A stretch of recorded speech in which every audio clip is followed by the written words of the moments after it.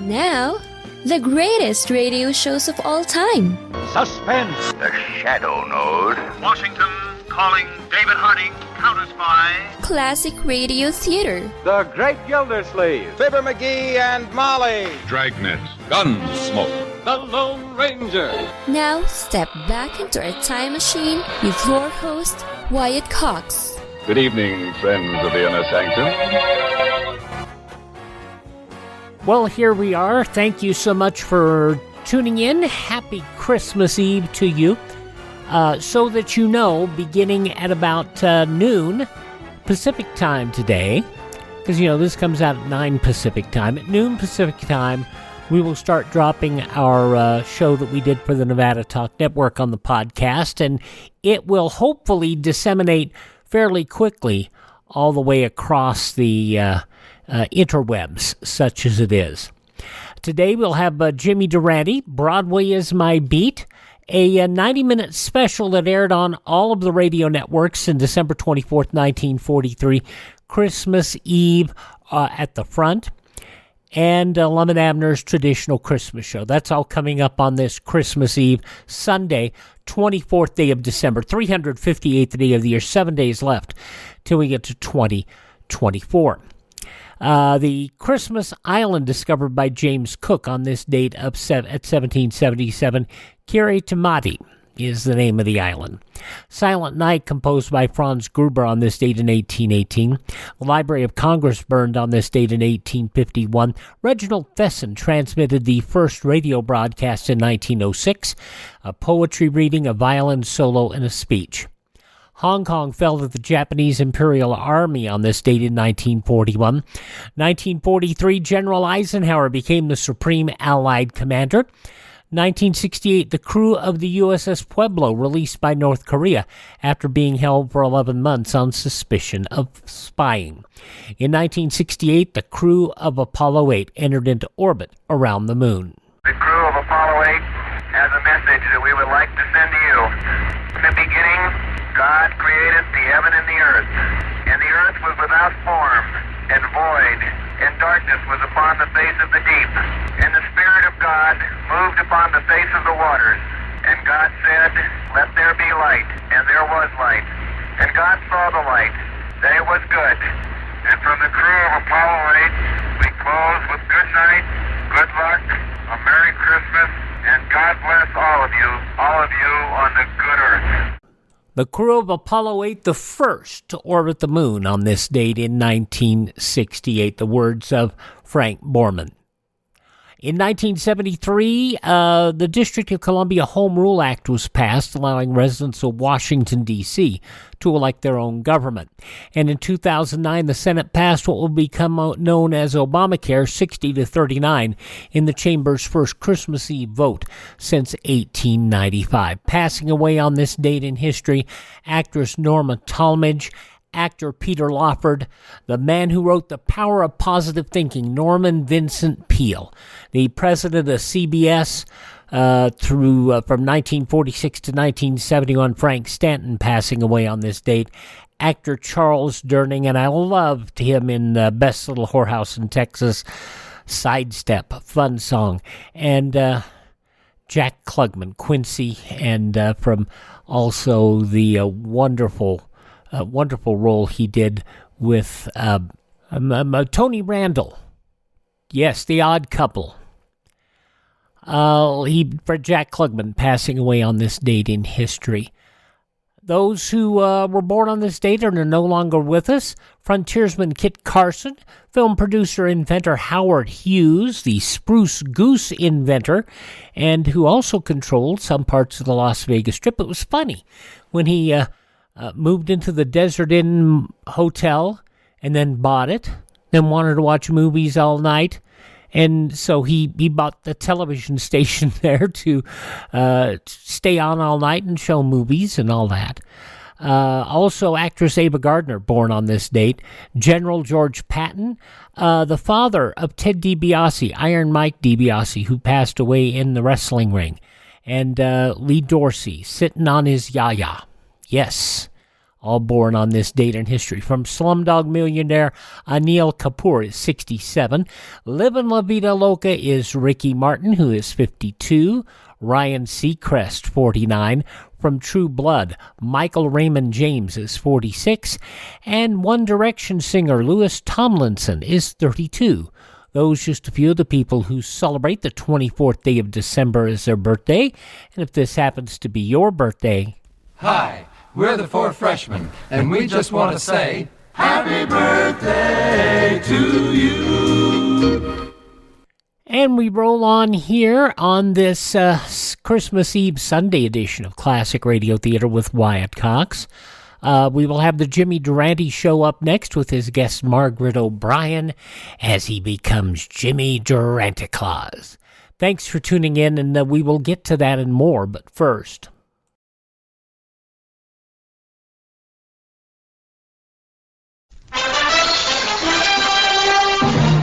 A well-designed school can be more than a fine building and a place for learning. It can also protect the children, the teachers, and the whole neighborhood, too, if the architect has designed the school to serve as a community fallout shelter as well. Over 13,000 architects and engineers have been trained in fallout shielding techniques.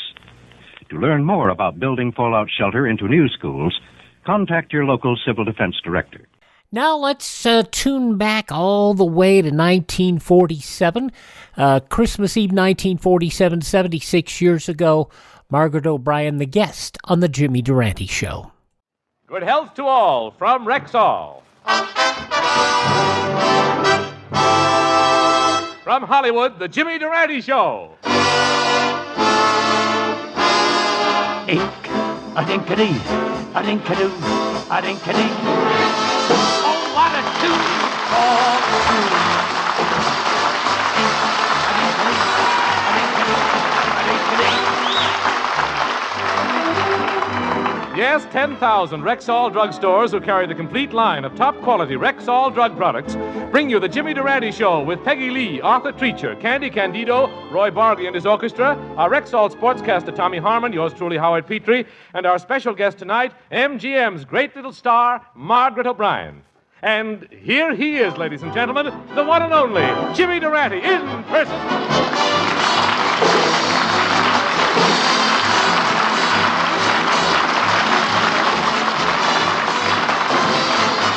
Gotta start off each day with a song. Santa Claus, what's in that bag? Even when things go wrong, Santa, what's in that bag? you feel better, you even look better. Come on, Santa Claus, please tell me, what's in that bag? Please, Sonny, I've been telling you all day, this ain't no bag, it's my schnoz.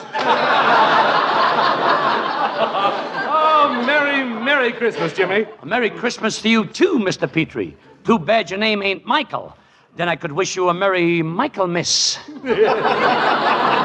Oh, gosh, Jim, you sure have your troubles at Christmas time, don't you? I'll bet with all your political connections, it was sure tough selecting Christmas gifts for them. On the contrary, Howard, yes. And my toughest job was pick... That's what it says on the paper.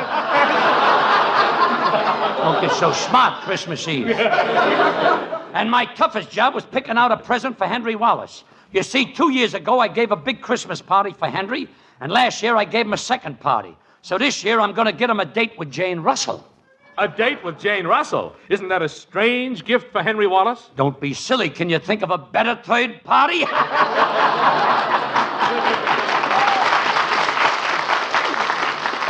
Durante, if you weren't so pretty, you'd make a good comedian. Say, Jimmy, suppose Wallace does organize a third party. Does it affect you and your campaign for the vice presidency? Not in the slightest, Howard, not in the slightest. I'm a candidate on 4 other tickets. The Democrats, the Socialists, the Republicans, and the Labor Party. You're a candidate on 4 different tickets? Certainly. Why be half safe? Well, now, Jimmy, listen. If you want to ensure your election, you'll have to give the people a plan to help the food conservation program. I've been working on the food problem, Howard, and I want to report... I bid 82. I bid 84. I'll make it 86. I'll make it 90. How do you like that? A guy walked in with a box of Wheaties and 2 grain speculators start bidding for it. Well, that's the conditions that prevail. But as I was saying, I've been working on the food problem, Howard. Last week, I dug a hole in the backyard and planted some shrimp cocktail that was left over for dinner. Then I dug another hole and planted some leftover pea soup. And then I dug another hole and planted some leftover lamb chops. I watered it faithfully every day. And this morning, you know what came up? What? A gopher with a note that said, "What's the matter, no dessert?"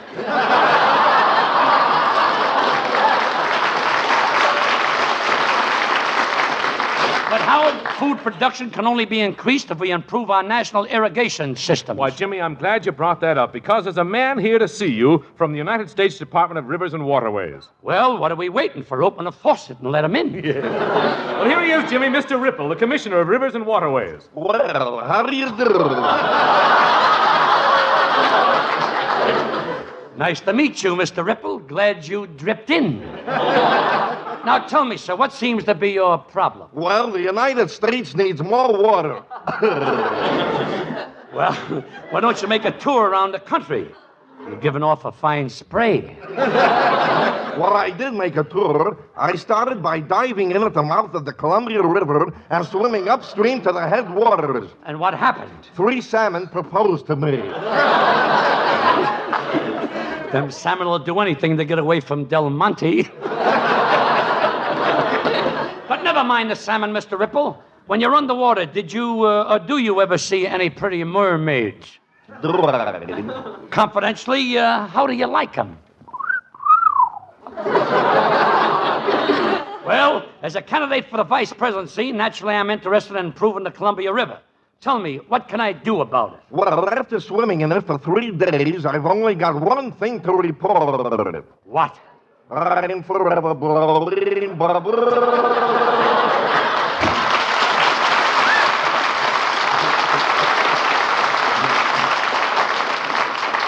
You know, I'm glad he left. I was going down for the 3rd time.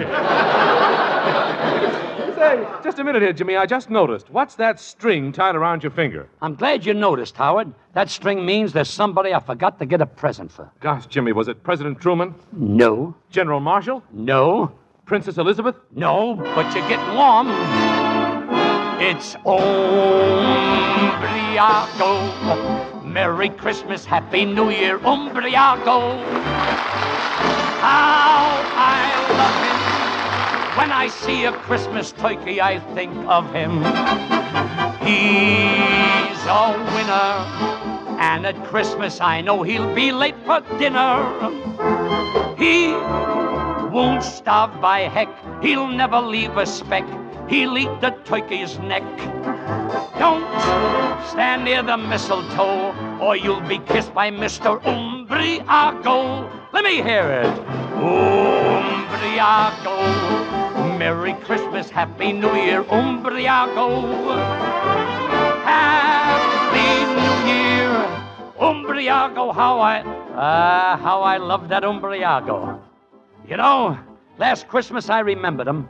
I sent him a brand new automobile with the latest invention on it.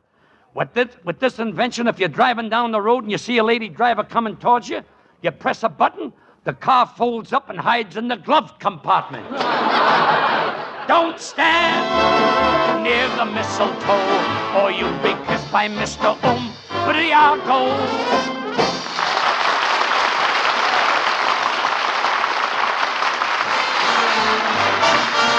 If you want to be sure that the product is pure when you ask for a drug preparation, buy the Rexall line at the Rexall sign of Rexall identification. Did you know that more than 2,000 different drug products carry the name Rexall?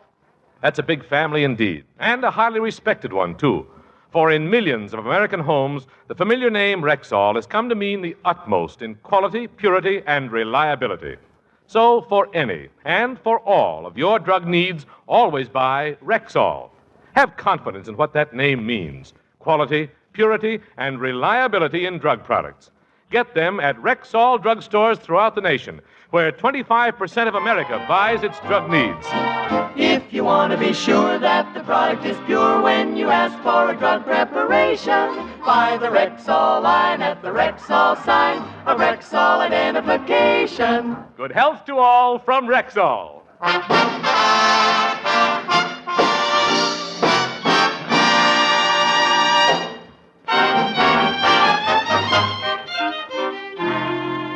Well, folks, just like all over the world, it's Christmas Eve in the Durante household.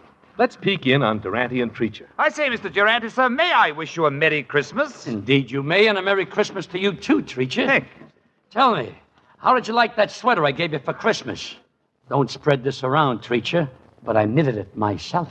Oh, thank you, sir. It's a lovely sweater. It's quite she-she. No, it's he. I knit them different for women. I love that kind of carry-ons on. Now, tell me, where's Peggy Lee and the rest of the gang? They're all in the other room, sir, opening their gifts. How did you make out this Christmas, sir? Broke even, gave ties, and got handkerchiefs. But look, I need your help. Margaret O'Brien will be here in a minute. Now, how can I get this ink stain out of my trousers? Oh, that's very simple, sir. Use this emery board. Just keep rubbing the emery board over the stain, and when the trousers commence to get light in color... Yes? Stop rubbing. That's you. Treacher, when you were a baby, did your nurse ever drop you on your head? Oh, we couldn't afford a nurse, sir. My mother had to do it. Now, about this tree, sir, are you going to trim it? Not after what happened last year. Let me tell you about it. Last Christmas, full of the spirit of Noel, I'm all set to trim the tree. Yes? So with the tinsel in my right pocket, the peppermint canes in my left pocket, the silver bells in one hand, the box of doves that I'm using for snow in the other, and the popcorn ball dangling from my nose, I climbed up the ladder and I'm all set to trim the tree when I hear a strange noise in the kitchen. Descending from the ladder, I puts down the tinsel, the peppermint canes, the silver bells, the box of doves I'm using for snow, and the popcorn ball dangling from my nose. I investigates, and what is it? My cat wants to get out. I'm ready for Silent Night, and she's ready for a fruitin', a fightin', and a fussin'.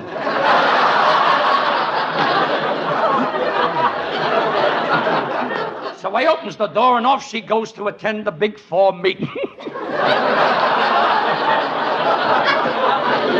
Once more with the tinsel in my right pocket, the peppermint canes in my left pocket, the silver bells in one hand, the box of doves that I'm using for snow in the other, and the popcorn ball dangling from my nose. I goes up the ladder. I'm just about to take a sniff of oxygen, which keeps my nose from collapsing at high altitudes. And what happens? The telephone starts to ring. So I takes a step towards the phone.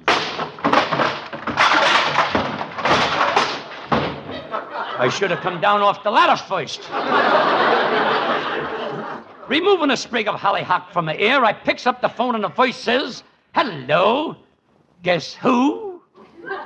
Gently ripping the wires out of the wall. Once more I goes up the ladder with the tinsel, the peppermint canes, the silver bells, the box of doves, and the popcorn ball dangling from my nose. And finally, after 3 hours, I got wires around my neck, wires in my pocket, and wires in my hair. So I plugs a wire into the wall socket, and what happens? The tree blows a fuse, but my nose lights up. And you know something? It looked prettier than the tree.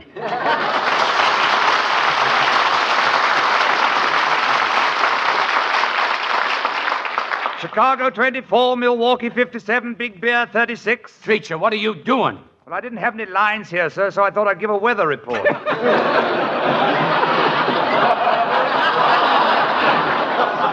A whimsical bit of material. An old coward must be on his payroll. Oh, you go on with the treat, Treacher. I'll answer the door.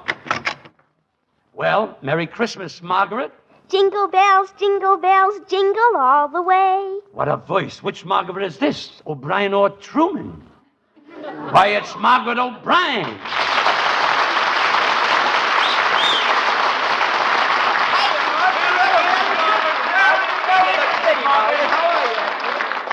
Merry Christmas, everybody. Gee, this is fun. Well, Margaret, you really got the Christmas spirit, haven't you? Oh, it's been wonderful, Jimmy. I've been out with a bunch of neighborhood kids singing Christmas carols. Yes? First we sang under Bob Hope's window, and he threw us a quarter. Then we sang under Red Skelton's window, and he threw us a quarter. Go on. Then all of us kids went over to Jack Benny's house. Did you sing for Mr. Benny? No, we split the money with him. He's head of our union. Well, come on in, Margaret. You're always welcome in my humble chapeau. Thank you, Jimmy. And here's the present I brought for you. Open it up. Why, Margaret, this is the best of Katie. You like it? Just what I wanted, a Mickey Mouse beauty kit. I wanted to give it to you, Jimmy, because I think you're beautiful. Would you say that again? I think you're beautiful. I gotta have this show transcribed. A thing like that should go on record. Merry Christmas, everybody. Hello there, Margaret. Hello, Miss Lee. Say, Jimmy, Peggy's standing under the mistletoe. Why don't you turn out the lights and steal a kiss? Thanks for the tip, Margaret. Here goes the lights. Pucker up, Peggy. There you are, sweetheart. How do you feel getting a real Durante kiss? I'm feeling mighty low.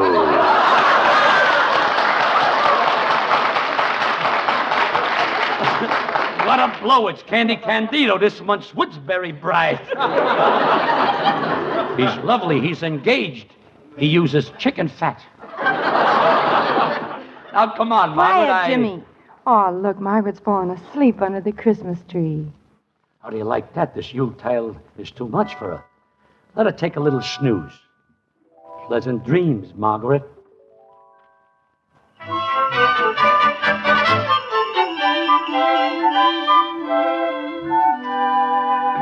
am I? All this ice and snow and reindeer. Why, this is Santa Claus's home at the North Pole, and there he stands with his reindeer. Tell me, are you really Santa Claus? That's right, little girl. I'm old Saint Nick. Gee, Santa Claus, how old are you anyway? Why, Margaret, Santa Claus lived since the beginning of the world. I guess I'm over 2,000 years old. Gee, even older than Al Jolson.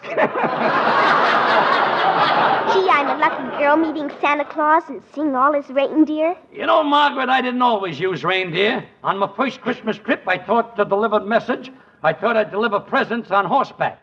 Some of my helpers tried to teach me to ride it.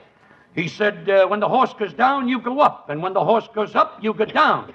So I tried it. I got on the horse. When the horse went down, I went up, and when I came down, the horse was gone. Wait a minute. Was it that funny?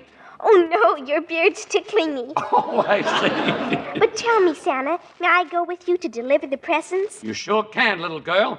Just help me get the harness over these reindeer's horns. We gotta hurry, though. These reindeers can only work 8 hours a day. They're organized now. The reindeer are organized. That's right. Patrol who makes anything with a horn join the union.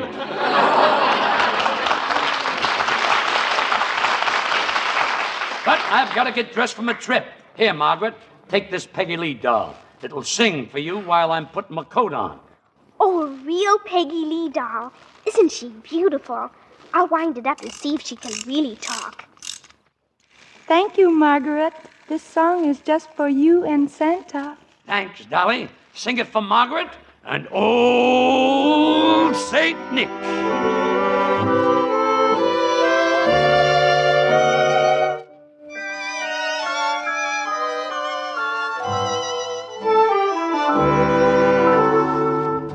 Chestnuts roasting on an open fire,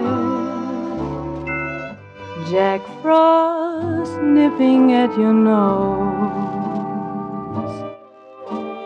Yuletide carols being sung by a choir, and folks dressed up like Eskimos. Everybody knows a turkey and some mistletoe help to make the season bright. Tiny tots with their eyes all aglow will find it hard to say goodnight. They know that Santa's on his way. He's ordered lots of toys and goodies in his sleigh, and every mother's child is gonna spy to see if reindeer really know how to fly. And so I'm offering this simple phrase kids from 1 to 92. Although it's been said many times, many ways, Merry Christmas to you.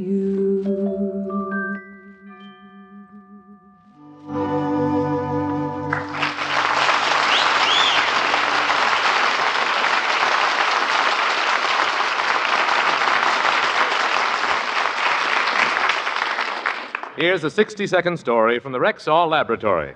Did you know that even the very best drinking water is not considered good enough to use in the medicines compounded at Rexall Laboratory? All drinking water, you see, contains some chemicals. That's why you can taste it. But in the Rexall Laboratory, drinking water is first purified chemically and then distilled in a giant tank with a capacity of thousands of gallons daily. This distilled water is absolutely pure. It has no color and no taste.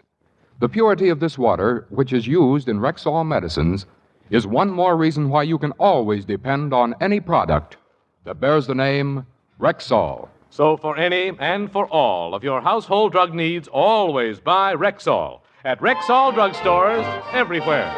If you want to be sure that the product is pure when you ask for a drug preparation, buy the Rexall line at the Rexall sign of Rexall identification. Good health to all from Rexall.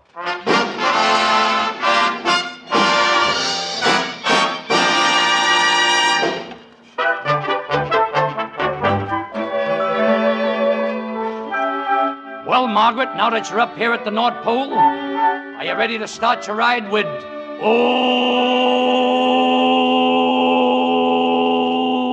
St. Nick? I was much younger when I started that line. Well, Santa, are all the presents packed on your sleigh? Well, let's see, little girl. I'll check my list. I've taken care of Winston Churchill, Ernest Bevins, President Truman. Wait a minute, I forgot to get something for Mahatma Gandhi. Help me out, Margaret. What do you think I should give Mahatma Gandhi? An electric blanket. Those sheets get awfully cold in the winter. Well, I ain't got any more time to dilly-dally. Come on. Climb up on the sleigh and we'll start our trip. On Dunder, on Blitzen, on Dancer, on Eisenhower. How did Eisenhower get in there? He wants to get in training. He may be running next year. Let's go!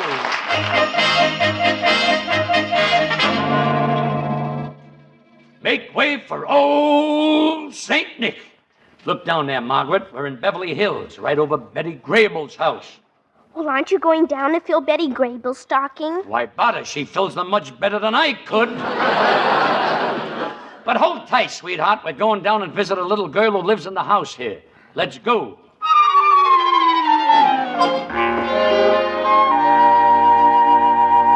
Come on, I'll knock on the door. But why are you knocking on the door? I always thought that Santa Claus came down the chimney to leave his bundle. Oh, no, the stork can't make it with his beak. Why should I try it with mine? Hello, little girl. I'm Old St. Nick. What's your name? I'm Little Candy, but I'm mad at you, Santa Claus. But, Little Candy, why are you mad at Santa Claus? Because of last year. I wanted a pony, and he brought me a baby brother. They blame everything on Old St. Nick. How old can a St. Nick get? I've got a lot of gifts for you, little Candy, but tell me one thing. How do you feel about spending Christmas in sunny California? Well, I can tell you about it in a little poem. Christmas in California just isn't right, you know. When I dream of a white Christmas, I'm feeling mighty slow.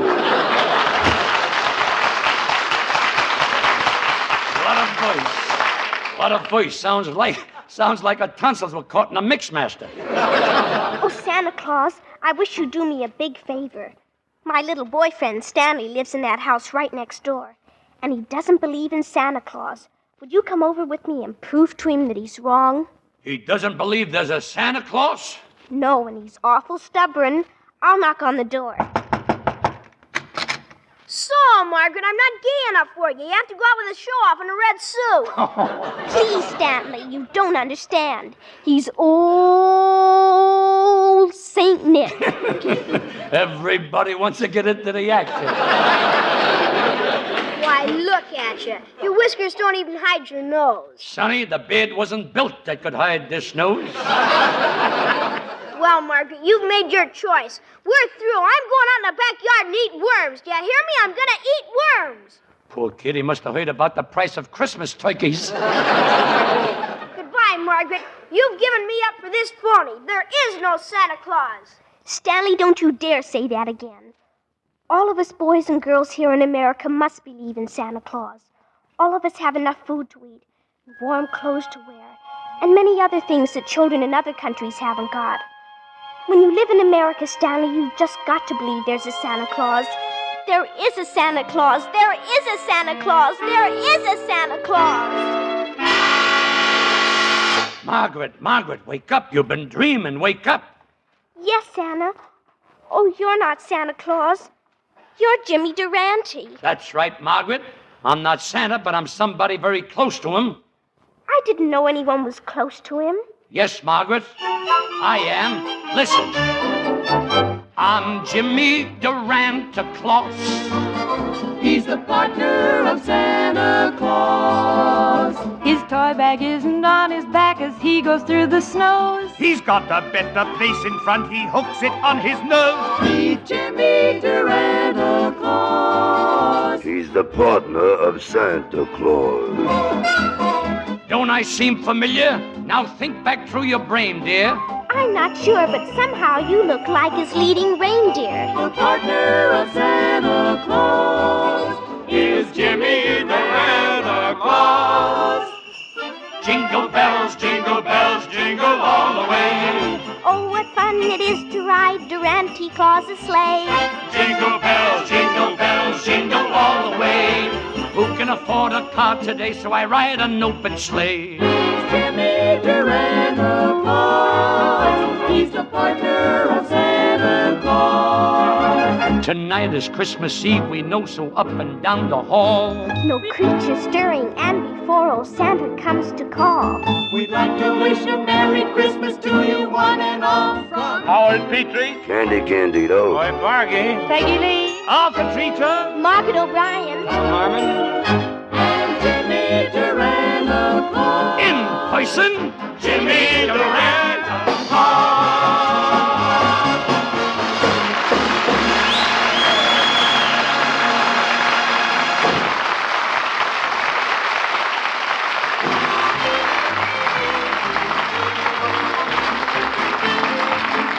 All right, Jimmy, we've got to say Merry Christmas at least 10,000 times more. That's a lot of Merry Christmases. But that's how many Rexall druggists there are, Jimmy.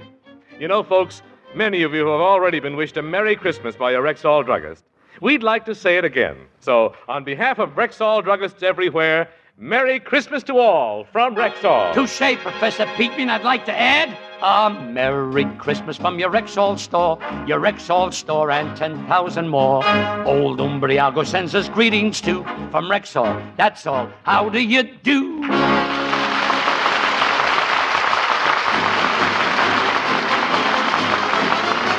will be with you when we're far away? When we're far. Let me hear that high note, maestro. What a note. A delightful note, Mr. Durante. A delirious note, Mr. Petrie. Now, excuse me for a minute. There are a lot of pretty girls around here, and I'm going to go over there in that corner and stand over the missile lip. Missile lip? Oh, Jimmy, you mean mistletoe. You kiss what you want, I'll kiss what I want. But thank you, Margaret O'Brien, for coming over this evening. And don't forget to listen in next week when my old pal, Gary Moore, will pay me a New Year's Eve visit. Merry Christmas, everybody, and Merry Christmas to you, Mrs. Calabash.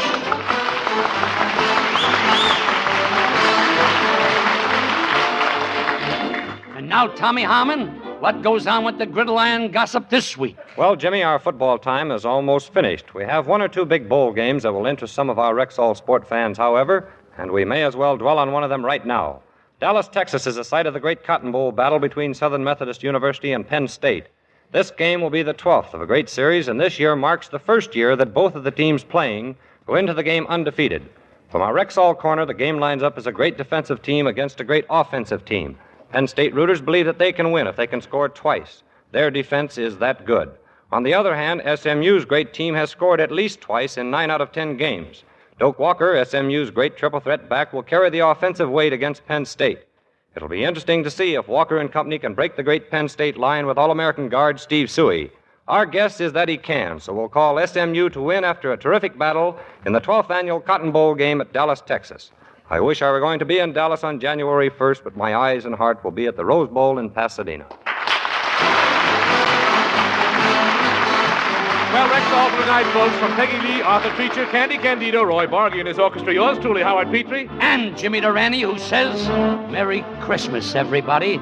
Good night, Mrs. Calabash, and Merry Christmas. This program is produced and directed by Phil Cohan. Margaret O'Brien appears with the courtesy of Metro-Goldwyn-Mayer, producers of Cass Timberland, starring Spency Tracer and Lana Turner. Good health to all from Rexall. Well, Tommy Harmon was right that the Cotton Bowl New Year's Day 1948 would be an amazing game for more ways than one. It was two unbeaten teams, and they remained unbeaten after the Cotton Bowl Classic. It was a 13-13 tie. It was also the first interracial bowl game. Two African-American players, Wallace Triplett and Dennis Hoggard, played for Penn State after team captain Steve Stewie denied a request for the team to vote on whether to allow Triplett and Hoggard to play, saying the whole team would play or they wouldn't even attend. The team stayed at the Dallas Air Naval Training Base due to Triplett and Hoggard not being allowed in the city's hotels. And Triplett later said the crowd was not pleased with it being an interracial game, jeering and yelling profanity during the game, but it was 1948. And as we all talk about, it was a much different time. SMU scored first, Penn State then followed up, and then SMU scored again. Penn State scored again. 13-13, a missed field goal being the final deciding factor. So there you go. It was a 13-13 tie. The 1948 Cotton Bowl Classic, the first interracial bowl game. That was Jimmy Durante and Margaret O'Brien and the whole crew 76 years ago, December 24th, 1947. And some of you said you liked these little sidelights as to what's going on in history. A show that was not normally known for its humor is up next. Larry Thor, starring in an episode of Broadway is My Beat 74 years ago, December 24th, 1949. That's up next when Classic Radio Theater with Wyatt Cox continues. A well-designed school can be more than a fine building and a place for learning. It can also protect the children, the teachers, and the whole neighborhood, too, if the architect has designed the school to serve as a community fallout shelter as well. Over 13,000 architects and engineers have been trained in fallout shielding techniques. To learn more about building fallout shelter into new schools, contact your local civil defense director. The Elliott Lewis-produced Broadway is My Beat was always a very straight-laced show, not a lot of humor in it, although Tartaglia had humorous elements in his character. But let's listen to this episode, a Christmas Eve show from 1949, 74 years ago, the story of Nick, Norman, and Santa Claus. Larry Thor, Broadway is My Beat on Classic Radio Theater with Wyatt Cox. Broadway's My Beat. From Times Square to Columbus Circle, the gaudiest, the most violent, the lonesomest mile in the world.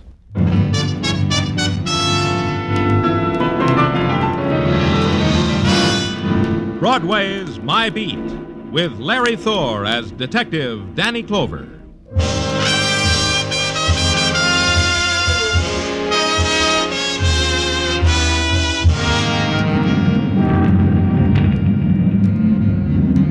Broadway.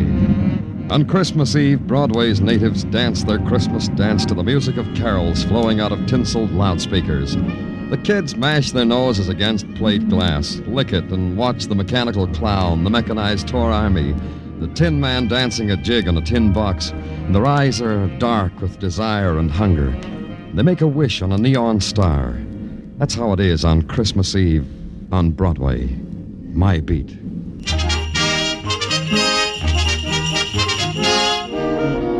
On the morning of the day before Christmas, creatures are stirring at police headquarters. There's the patter of tired feet and the sound of manly giggles as little gifts are hidden in desk drawers or poured into Dixie cups or slipped under the police blotter. And in my office, there's a kid I knew, name of Marty Wednick. Danny, I don't like to disturb you at this unmentionable hour. 10 o'clock in the morning, unmentionable? You kidding? Sleep has not yet fled from my starry eyes. What makes me bounce from my pillow at an hour which is for the squares is a problem. What's your problem, Marty? Am I or am I not the child president of your branch of the Police Athletic League? You are? So I promised my constituency of fellow former delinquents a Santa Claus for Christmas. That's the problem. When are you gonna give with a Santa Claus? Don't laugh, Danny. A former delinquent shouldn't be disillusioned. Could make him a neurotic. So I repeat, on behalf of my constituents, where is Santa Claus? He'll be here in a minute, Marty. Sergeant Tartaglia... Oh, here he is. Come on in, Sergeant. Jingle bells, jingle all the way. Oh, what This fun. guy's a sergeant? Huh? Hey, Tartaglia, this is Marty Wednick. He wants Santa Claus. Oh, he's coming, Danny, he's coming. Come on in, Sandy. Everybody, make way, everybody, for Santa Claus. And what's your alias, name, little boy? Ho, ho, ha. Hey. This guy's a Santa Claus. Who's the kid? The punk, Danny. Who is he? Marty Wednick, that's who I am. So you're Santa Claus, huh? Audition me something. What? Why, you crummy Take little... your hands off me, Santa Claus. Is this the Christmas spirit? I'll give it to you in the mouth, fresh kid. You and how many reindeer? Wait a minute, you two. Marty, this is Nick Norman. Nick Norman, the ex-con? How do you like this monster? For 15 years, I've been playing Santa Claus at Sing Sing with no complaints, mind you. The first day I am a free civilian playing me old part, the squirt gives me the hook. I resigned from Santa Claus. I didn't get treatment like this even from the guards. Take it easy, Nick. Marty didn't mean it. Did you, Marty? How was I to know that Santa Claus here was the world-famous light-fingered safecracker? Ex-light-fingered, world-famous safecracker, you. Well, does he meet with your approval, Marty? Well, the costume is sloppy, the beard's moth-eaten, but yeah, he'll do. Don't do me no favors, punk. You want to know something, Nick? What's something? I like you. I think you are the best Santa Claus it has ever been my privilege to present to my constituents of the P.A.L. This is from the heart, Nick. Oh, that's better. You gotta show respect for Santa Claus. What time's your party? 8 o'clock tonight. You'll be there? I'll be there. Well, so long, Danny, Sergeant, Santa Claus. See you at the party. Merry Christmas. That's a good kid. Appreciates the finer things. Feels good to be out, huh, Nick? 15 years is a long night without sleep, Danny. Yeah, feels good. And thanks for the job of Santa Claus. I would miss it after all these years. The deal we made. That feels good, too, huh? Oh, yeah, the deal. Sure, Danny. I'll keep my promise to you. That's good. You won't forget what happened 15 years ago on Christmas Eve. How can I forget? It was like today. I was all dressed up like Santa Claus. I had a few idle hours, and right in front of me there just happened to be an idle safe. So I cracked it. So I got caught. Uh-huh. Now, what are you going to do now, between now and 8 o'clock, the time the party starts? Walk the thoroughfares and wish everybody joyous tidings and pat kids on the head. And leave their mothers' purses alone. Oh, Danny, how can you talk to Santa Claus that way? I promised you that... Sure you did. Hey, Tartaglia. Yeah, Danny. Tag along with Santa Claus. Fresh air will do you both good. Oh, gee, thanks, Danny, thanks. You know, the fresh air will do us both good. Yeah, but hold his hand, Tartaglia, so he won't get lost. We don't want him to get lost, do we? Oh, no, Danny. No, because what's Christmas without Santa Claus? Have fun, boys.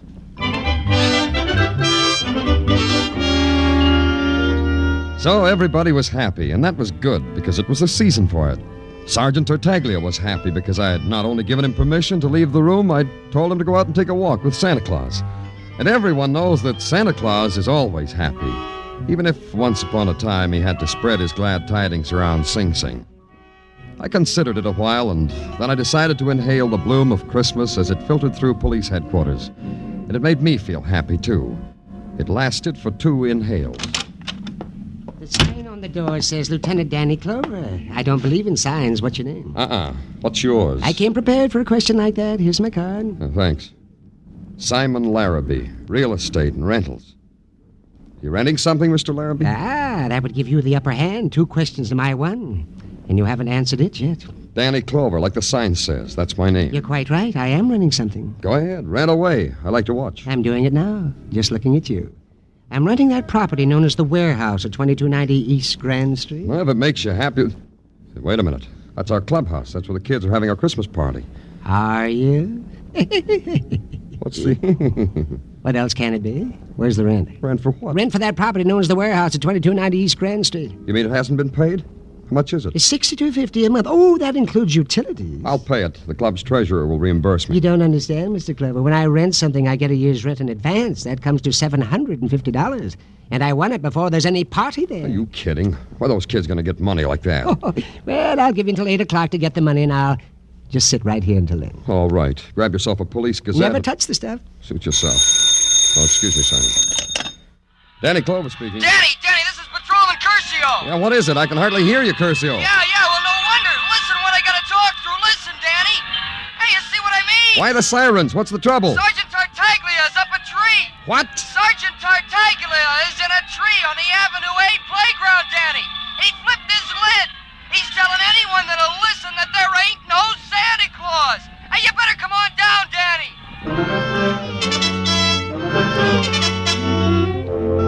When I got down to the Avenue A playground, it was having the Christmas party of its life. A 30-foot tree complete with tinsel, candy canes, colored popcorn balls, firemen, and a scared sergeant policeman, forlorn and lost, pinned to its top branch. The fire department finally convinced Tartaglia that a ladder was a safe invention for getting down out of tall trees. At the bottom rung, he almost believed it. When his feet touched the ground, they gave him a blanket because he was suffering from shock. He was about to tell the newsreel boys his ordeal when I faced him. Oh, Danny, I was about to tell the newsreel boys my ordeal. Oh, just tell me first, Tartaglia, because I hardly ever get to the movies. I'll be with you in just a minute, sir. Oh, Danny, it was awful. It was something awful. I only ask this because there's so much about you I don't know, Tartaglia. Why do you climb trees? Oh, I don't, Danny. The height scares me. When I was a child, a tree threw me on the ground. Still, you climbed this tree. Why? Oh, because I'm a policeman. That makes sense. But how? Well, sure it does, Danny. The kids see me, I am a policeman. They need to put a star on top of their Christmas tree. They ask me because I am a policeman and can do such things. I couldn't let the department down, Danny. So you leave Nick Norman alone, all by himself, because you don't want to let the department down. Oh, I knew you would say that. But I trusted Nick, because he is Santa Claus. He told me I could trust him. Sure you can, Tartaglia. But what happened to Santa Claus? He's not around. That's right. There ain't no Santa Claus, like I've been saying. They told me you were saying that. What happened to him, Tartaglia? Well, Danny, whilst I was up in the tree pinning the star, below me I saw a big black bulletproof sedan. What kind? A big black bulletproof sedan. Now I know. Then what happened? Well, this big black bulletproof sedan stopped by Nick, our Santa Claus. 2 men got out, talked to him for a minute, then took him one by each arm, deposited him in the car, closed the door, and away they sped, careening on 2 wheels. I yelled to them to stop, Danny, but I guess they didn't hear me on account of the hustle and bustle. Our Santa Claus, Tartaglia. Where is he? Where'd he go? Well, if I was Santa Claus, I know where I'd go. Not that it matters, but where? Well, to my mother. On Christmas Eve, she deserves something like that. I'm sure she does. Well, we have you now, Sergeant Tartaglia. Oh, make good in the newsreels, Tartaglia. This may be your big chance.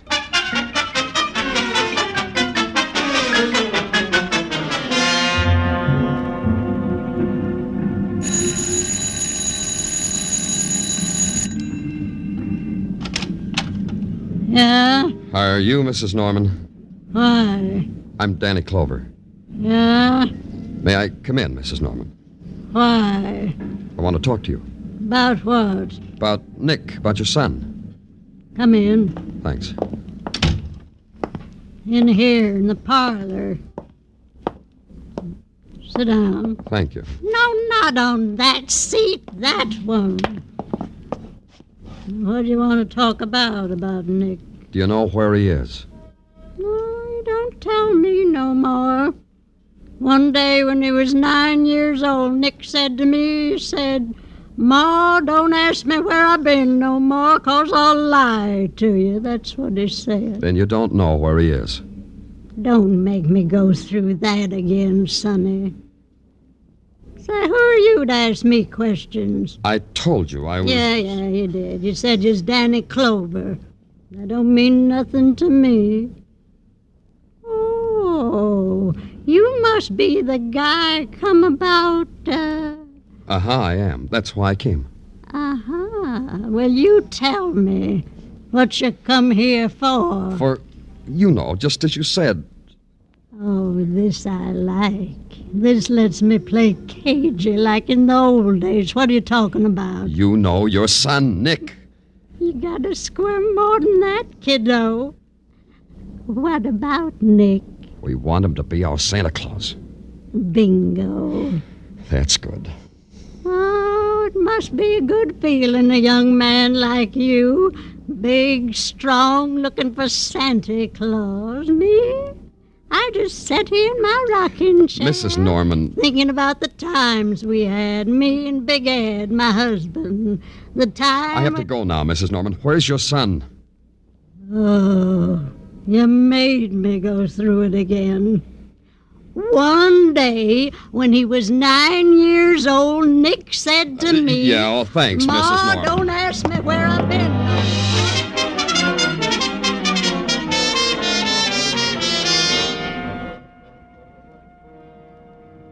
Hi, Danny.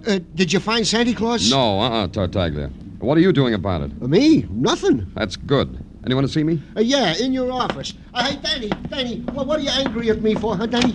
Hey, Danny, what's this I hear about Santa Claus taking a powder? You'll get your Santa Claus, Marty. You still here, Simon Larrabee? Yes, I'm waiting. Just as I told you, I'm waiting for my $750 rent. Can you imagine this gun, Danny? On Christmas Eve, he wants his rent. This is a Christmas, no Santa Claus, no party. What am I going to tell my constituents? It'll work out, Marty. We'll get the money someplace. By 8 o'clock, Mr. Clover. Oh, shut up, Simon. But, Danny, no Santa Claus. Hold it, everybody. I got the solution.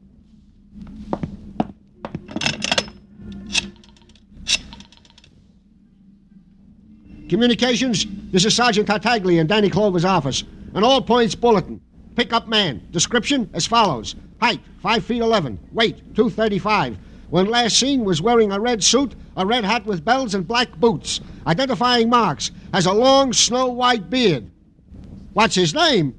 Santa Claus!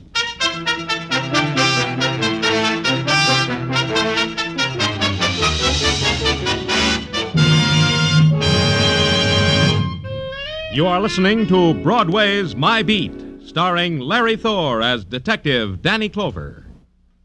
$51,000 in cash and wonderful prizes. Danny Seymour might play Santa Claus to you tonight, and he might fill up your stockings with that $51,000 if you can identify the phantom voice. Listen in just a little later tonight to Sing It Again.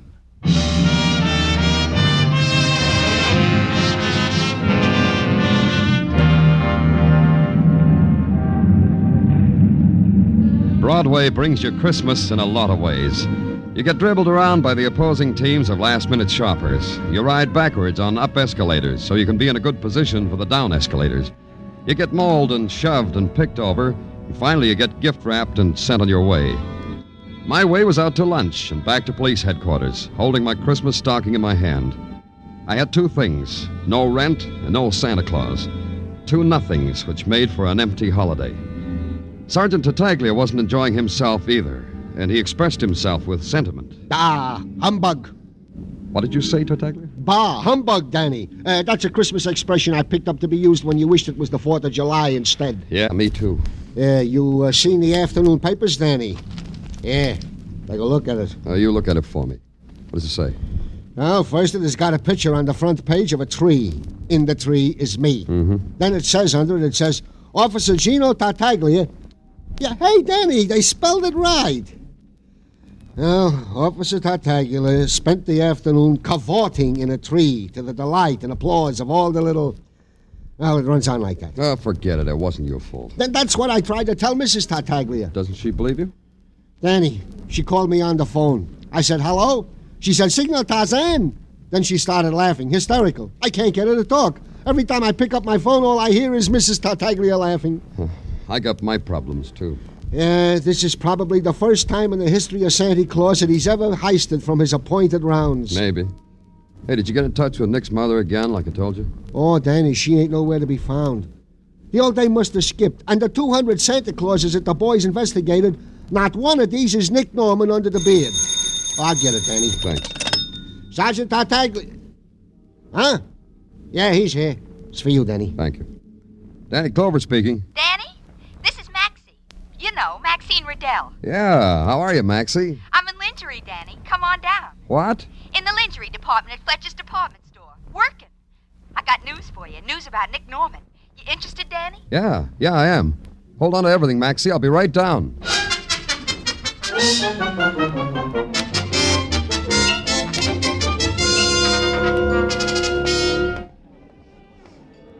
Here, mister. Take this black nightgown over to that girl over there. She'll gift wrap it up.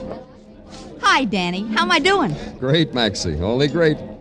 How long you been working here? Only for the Christmas season, Danny. But the way I've been operating, I think maybe they'll keep me on. No questions about your background? You mean about me being a shoplifter? Uh-huh. That's the reason I got the job. The way I was lifting things, I told them it'd be cheaper for them if they put me on the sales force. So they did. So for $22 a week, I'm an honest mouse. Anyway, it's steady. Keep it that way, huh, Maxie? Anything you say, Danny. Well, now that we've had our tea, I guess you want to know about Nick. Yeah. Breaks my heart to be a stoolie. You know how it is, Danny. Me with my former alliances. But it's different now. Yeah, different. I want it to be different for Tussie, too.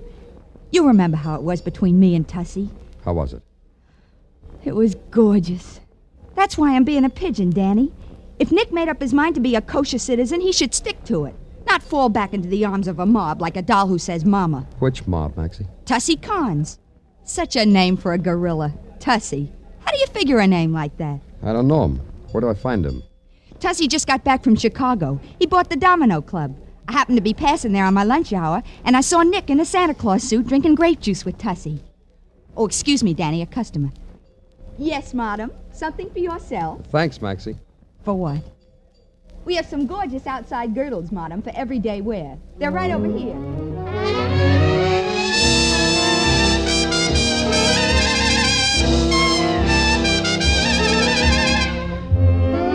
The Domino Club in the West 50s is a bright and shiny joint plastered with black glass.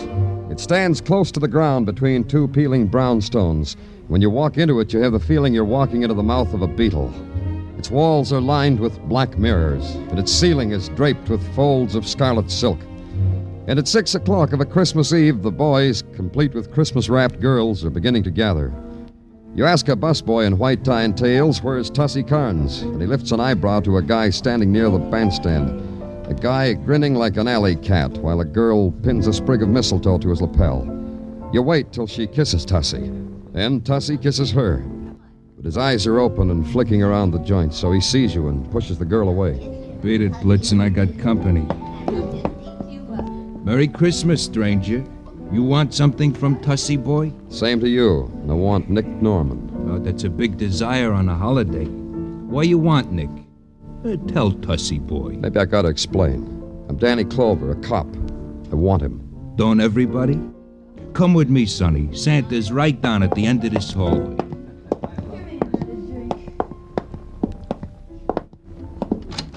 Merry Christmas, Melvin. Ain't it though, Tussie? Merry Christmas, George. Likewise, I'm sure. I brought you a present, boys. Goody. Likewise. Where's Nick Norman? This fella here, he says to Tussie boy he wants Nick Norman, our Santa Claus. Uh-oh.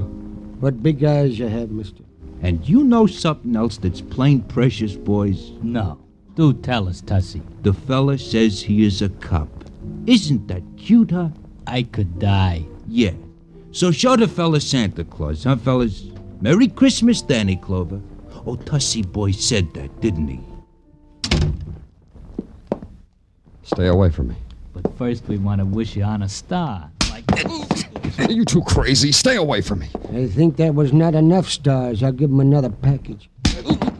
You know that Tussie's good to us. He gave us the best Christmas present two fellas could ever have. Don't be greedy, Melvin. Leave some for me.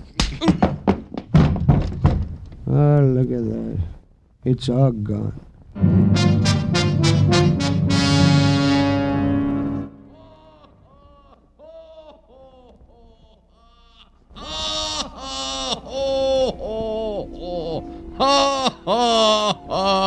Come on, Danny, open your eyes. What? Yeah, open your eyes, Danny. It's getting late. Ain't you heard? Christmas is coming. Hey, it's you, Nick Norman. Oh, Danny, call me Santa Claus. That's the nicest alias I got. Now, look, Nick, I'm going to... Oh, here, I'll help you up, Danny. Yeah, sit on the edge of the sofa there. Yeah. Santa Claus, Danny. Santa Claus, huh? Sure. So help me, Nick, where I'm going to put you, you'll spend the next 94 Christmases in solitary. Take it easy, Danny.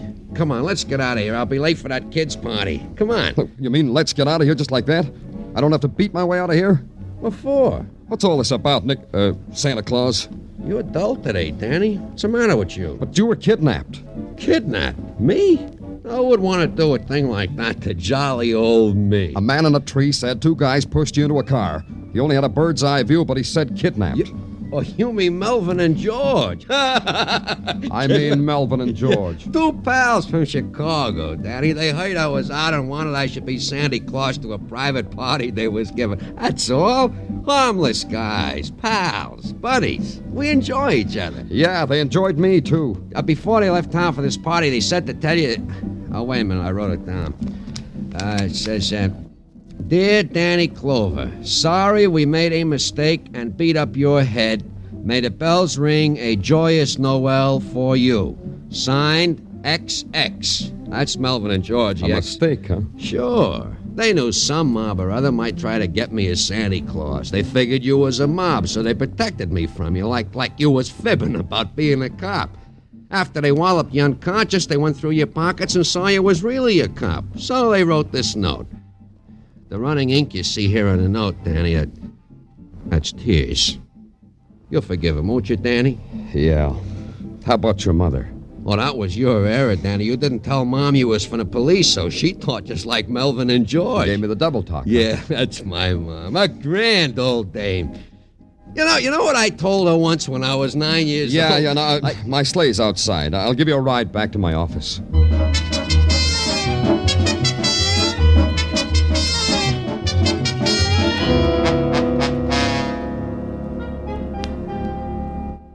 Well, that means the whole thing was an error in identification and motive, as they say, huh, Danny? That's right. Isn't that right, Santa? Sure. I'll tell it to you again if you want. No, never mind. What happened to Simon Larrabee? Oh, he went out for a feast of spud nuts and coffee. Hey, you don't look very happy, Tartaglia. No, Danny. I ain't happy. Unhappy. Very. What's the matter? We've got Santa Claus? Come on, smile. It's going to be a fine Christmas. I can't, Danny. I just can't. It's Mrs. Tartaglia. Yeah, now she ain't laughing anymore. The neighbors are laughing and Mrs. Tartaglia is crying. Why? Well, the later editions of the paper said that Santa Claus was heisted and it was because I was in a tree. Yeah, the papers say I, single-handed, messed up Christmas. Bad as that, huh? Well, I'll tell you, Tartaglia... Hey, what about my Christmas party? Not yet, Santa. Wait till you get to the party. Say, the press was saying that you were snatched, Sandy. What gives? It said that mobsters grabbed you. Nah, it was just a little misunderstanding. That's right, Marty. Nick was grabbed by mobsters. Huh? Yeah, well, then how'd he get away? Sergeant Tartaglia. Yeah? Uh-huh. Sergeant Tartaglia. The kind of policeman who tracks down criminals to the lair. I am, Danny? The kind that single-handed rescued Santa Claus from the jaws of disaster. This guy did that? Yep. I'm just about to call the press boys and tell them about it. Oh, Danny. I mean it, Tartaglia. Don't be so modest. I'm going to do just that. Danny. Put Marty in a cab, Tartaglia. I'll send Santa down the squad car in a little while. Yeah, sure. Well, come on, little tyke. Marty. Okay. Merry Christmas, Danny. Whatever you tell the press guys, Danny, I'll swear to it. Sure you will. That's a fine Christmas you're giving everybody, Danny.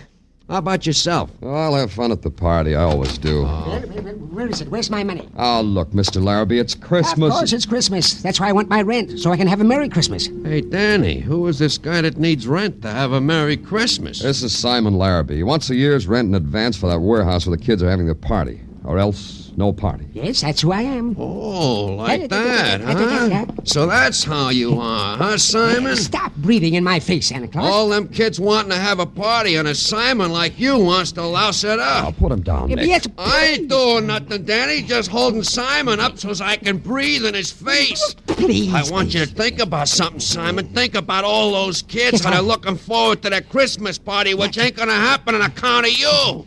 Think about it. All right, I'm thinking, yes. Maybe you could think better with a pen in your hand, Simon. Yes, a pen that will write out a receipt for a year's rent in advance, huh, Simon? Of course. Oh, Christmas spirit and all that. Yes, I'll get my receipt book.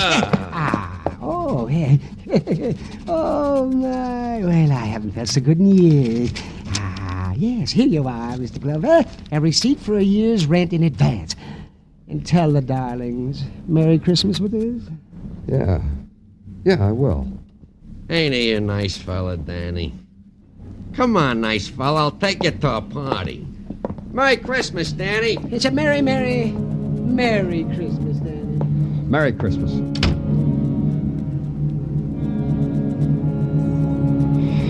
Yeah. Merry Christmas.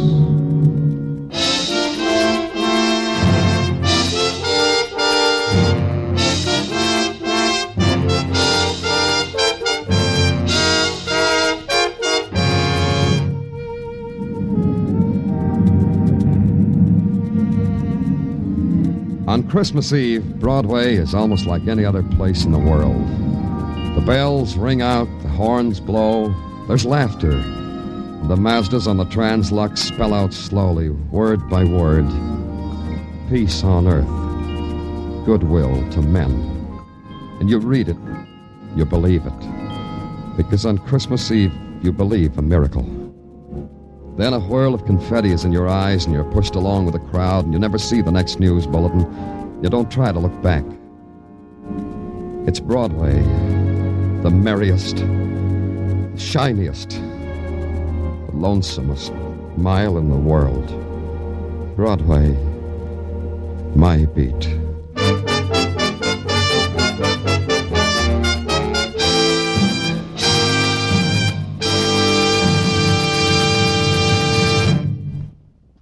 Broadway's My Beat stars Larry Thor as Detective Danny Clover and is written by Morton Fine and David Friedkin.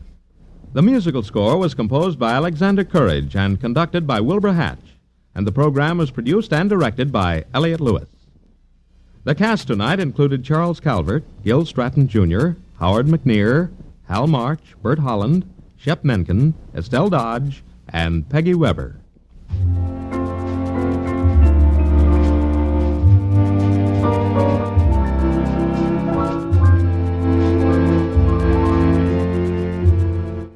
From 74 years ago, December 24th, 1949, Broadway is My Beat, here on Classic Radio Theater with Wyatt Cox. Up next, Christmas at the Front.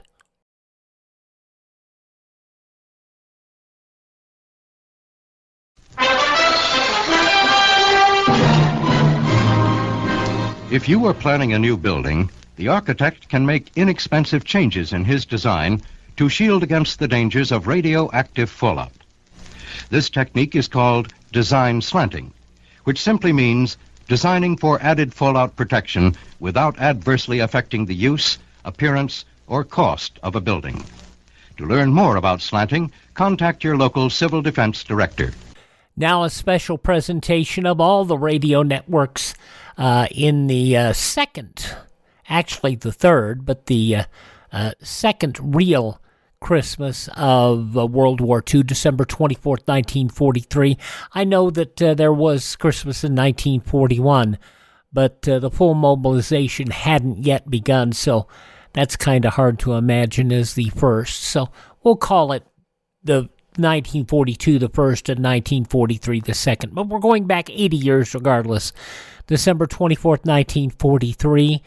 Originating from Hollywood around the world broadcast, Christmas Eve at the Front.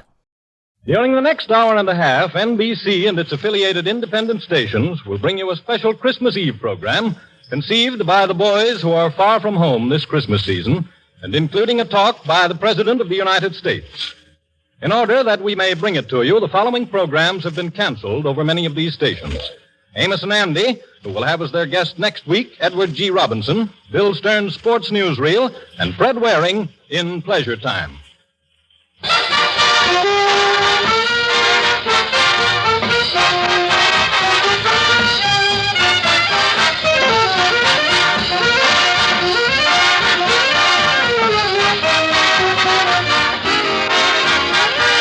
In Hollywood to conduct this worldwide tour are Lionel Barrymore, Bing Crosby, and Bob Hope. And now, let me introduce the man whose portrayal of Scrooge from Dickens' immortal Christmas Carol has become an American tradition this time of the year. Mr. Lionel Barrymore.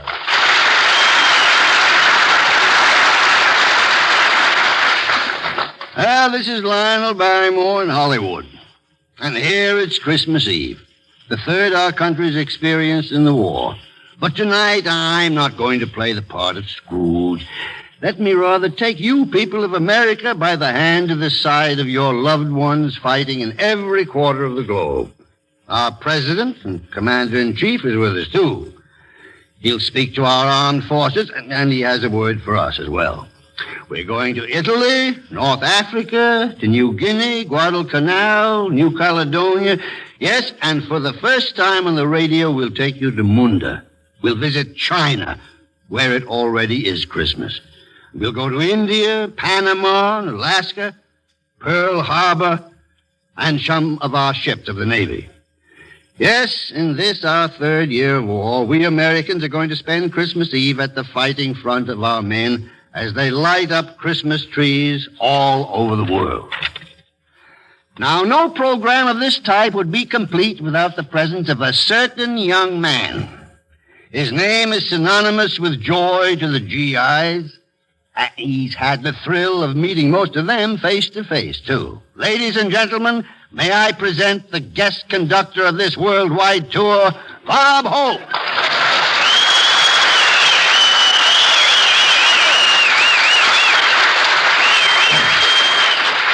Thank you, relatives. How do you do, ladies and gentlemen?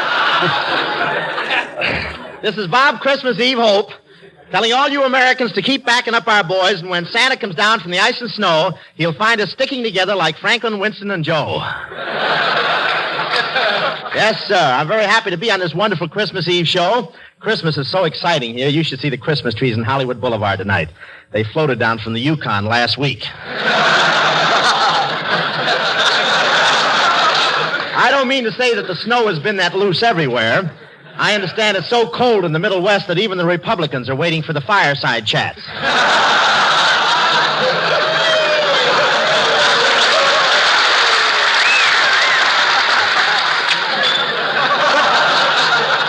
But Christmas spirit really prevails in Hollywood. All the boys in the service are visiting the canteen. You know what the Hollywood canteen is? That's the only place in the world where a private is happier with 1 star in his arms than he would be with 4 on his shoulder. I saw W.C. Fields at the canteen, and he sat next to me, but that's beside the pint. You should see his nose now that they lifted the dim out. It's wonderful. But I love Christmas because that's the time of the year that all my relatives come over and sit around the tree. And to think that only a few years ago, most of them were sitting in it. And it sneaks up on you, doesn't it, huh? And you should see the Christmas cards I got this year. I got one card from Dorothy Lamour with a picture of her and a sarong on it. What a picture. You know how George Washington looks straight ahead on a 2-cent stamp? Well, in this envelope, he keeps peeking over his shoulder. I got a lot of presents, but I received one present I heard ticking, so I threw it right into the bathtub, but I'm afraid I was a little hasty. Now I've got the only clock in the world where the cuckoo comes out every hour and blows bubbles. Crosby gave his kids Indian outfits with real feathers. I don't know where he got the feathers. All I know is that yesterday I saw a stork flying over Los Angeles in a bathrobe.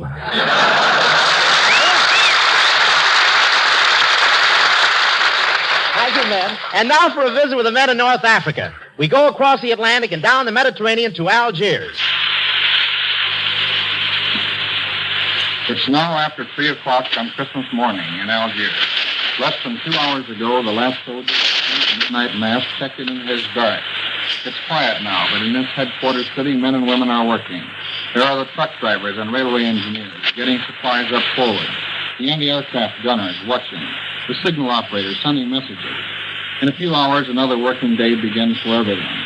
But in spite of work and war, the generous spirit of Christmas is not forgotten. Hardly a barracks or company street is without its old-fashioned American Christmas tree. And hundreds of parties have been given by Army and Navy men for the children of North Africa. A typical one took place this afternoon at the Red Cross Club, where the men of the 12th Air Force Fighter Command entertained French war orphans. Here's one of the French-speaking Santas, Sergeant John Stewart of Sheffield, Alabama. Sergeant, did the youngsters enjoy themselves? You never saw 56 kids so happy and excited. They haven't had much in the past few years, and the Fighter Command has rather adopted them. We're going to give them their Christmas dinner tomorrow. What happened at the party? Well, there was French and American carols singing, a Mickey Mouse moving, and we gave each boy and girl his own big shopping basket full of woolen clothes, toys, candy, nuts, and fruit. The men in the Fighter Command had contributed money and their rations, and even Christmas food from home. Thank you, Sergeant Stewart. We in Africa are with you at home in spirit tonight. If Bing Crosby is around, tell him to wrap up a Christmas carol and put it under a Christmas tree for us. We return you to America. Major Eddie Dunstetter and the Army Air Forces Orchestra is here with us.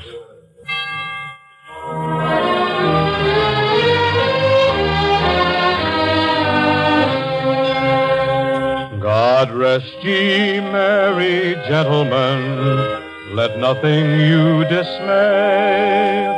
Remember Christ our Savior was born on Christmas Day to save us all from Satan's power when we were gone astray. Oh, tidings of comfort and joy, comfort and joy. Oh, tidings of comfort and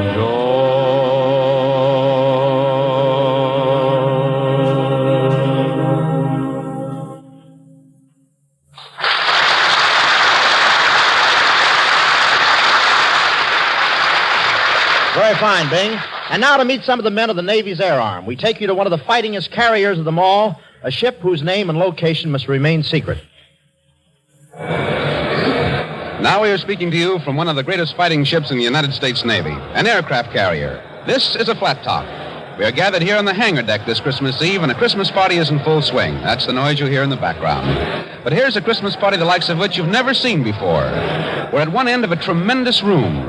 In front of us in the cleared space is a gaily decorated Christmas tree glowing with lights of every color. Grouped about the tree, exchanging gifts, are members of the crew, and beyond the crew, one can see airplane after airplane. These men in this aircraft carrier have been in the thick of action ever since the war started. We'd like very much to tell you of their gallant war record, where they've been and what they've done, but that accounting must wait. Suffice to say, the enemy has felt the sting and blows of this floating airport time and time again. Well, now let's move over toward the Christmas tree and meet a few of the crew members. Good evening, sailor. What's your duty aboard ship? I'm a signalman. What's your actual duty? I stand by to receive signals that may change the course and speed of our ship. And how do you like spending Christmas Eve aboard an aircraft carrier? Well, naturally, I'd like to be spending it home with the folks, but I think I have a mighty important job to do here. Good for you, lad. Now, here's a bosun mate second class. What's your battle station, sailor? Sky forward. And where's that?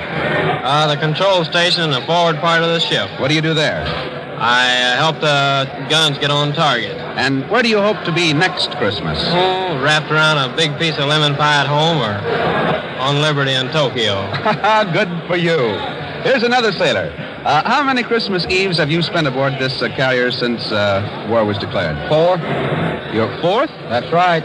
Yes, but wait a minute now. This is only the 3rd Christmas since war was declared, isn't it? Yeah, but one Christmas we crossed the international date line, had 2 Christmases 2 days in a row. Christmas 2 days in a row. You've had all sorts of Christmas celebrations. Are you looking forward to next Christmas? Sure am. I'm looking forward to be back in Tennessee. Boy, oh boy. I'll bet you'll be there, too. And now, men, may I have your attention, please? We are broadcasting a portion of our Christmas party all over the world. Would you like to shout your greetings to everyone listening in? Ah, that's grand. And now from this aircraft carrier to meet some of the boys in the Merchant Marine, we go to the Seamen's Church Institute. Ladies and gentlemen, we don't think you've met anyone quite like Chief Steward George Jack Kessel of the Merchant Marine, who's here with us at the Seamen's Church Institute. Chief Kessel was torpedoed in the Indian Ocean, spent 20 days in a life raft with 14 other survivors. Well, Chief, suppose you tell us about it. Well, when the ship was hit, I was below playing my mandolin. I ran up on deck and tossed the mandolin into my lifeboat. Then I went around, tried to scare up some food. But as it turned out later, the mandolin was almost as important. Important as food? Why was that? Well, we needed more than food and water to keep our courage up. So I'd start singing and playing all the old favorites at first. Then later, I started making up songs of my own about the boys in the boat, the folks at home, and the things we talked about mostly home. Well, tell us some of the titles. Well, I wrote Hats Off to the Merchant Marine, Heroes in Dungarees, Please Stay Out of My Dreams, I Haven't Forgotten the Thrill of Your Kiss, Let's Turn Back the Clock, and some others. Well, I've really heard your songs, and I think they're swell. But tell me, did they really help? Yes, sir. They sure helped a lot. 1 biscuit and 5 ounces of water a day isn't very much to go on for 20 days. Without those songs, the boys all felt that we couldn't have made it. Well, Chief, you're probably the only composer who ever wrote his songs in a life raft. And I'll bet no composer ever had a more appreciative audience. Well, I know this. Nobody, songwriter or not, ever sailed with finer men than I've lived and worked with in the Merchant Marine for the last 15 years. And you can bet this. We'll keep them sailing until we win. Well, thanks, Chief Steward George Jack Kessel, who turned back death at sea with a song. And now, friends, one of the outfits sharing in the credit of winning the Battle of the Atlantic is the United States Coast Guard. So, for a Christmas Eve visit to these boys, we take you aboard a Coast Guard cutter. Here we are aboard a Coast Guard cutter. After taking a peek at his face, I'm willing to lay 6-5 he doesn't even make the arch. But he finally gets there with everybody laughing and clapping their hands, and the preacher comes forward, and Dave the Dude looks happier than ever seen him look before in his life as they all get together under the arch of flowers. Well, all of a sudden there is a terrific racket at the front door of the Woodcock Inn. And in comes a doll about 4 feet high and 5 feet wide. In fact, I never see such a wide doll. She looks all hammered down. Her face is almost as wide as her shoulders, and she makes me think of a great, big, full moon. She comes in bounding in like, and I can see that she's all trained up about something. As she bounces in, I hear a gurgle. And I look around, and I see Walter Winchester slumping down to the floor, almost dragging Miss Billy Perry with him.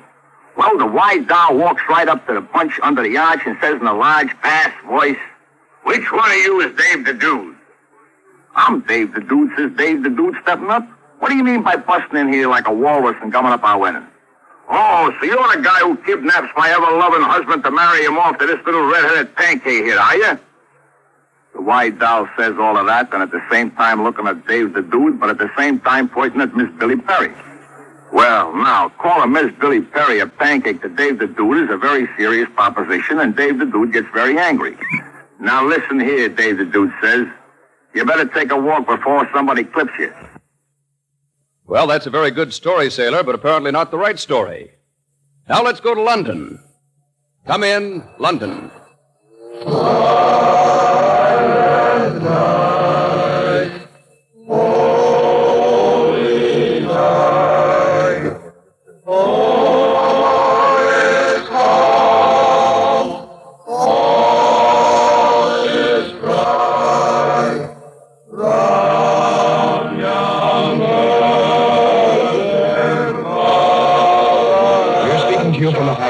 Air Force Liberator Station somewhere in England.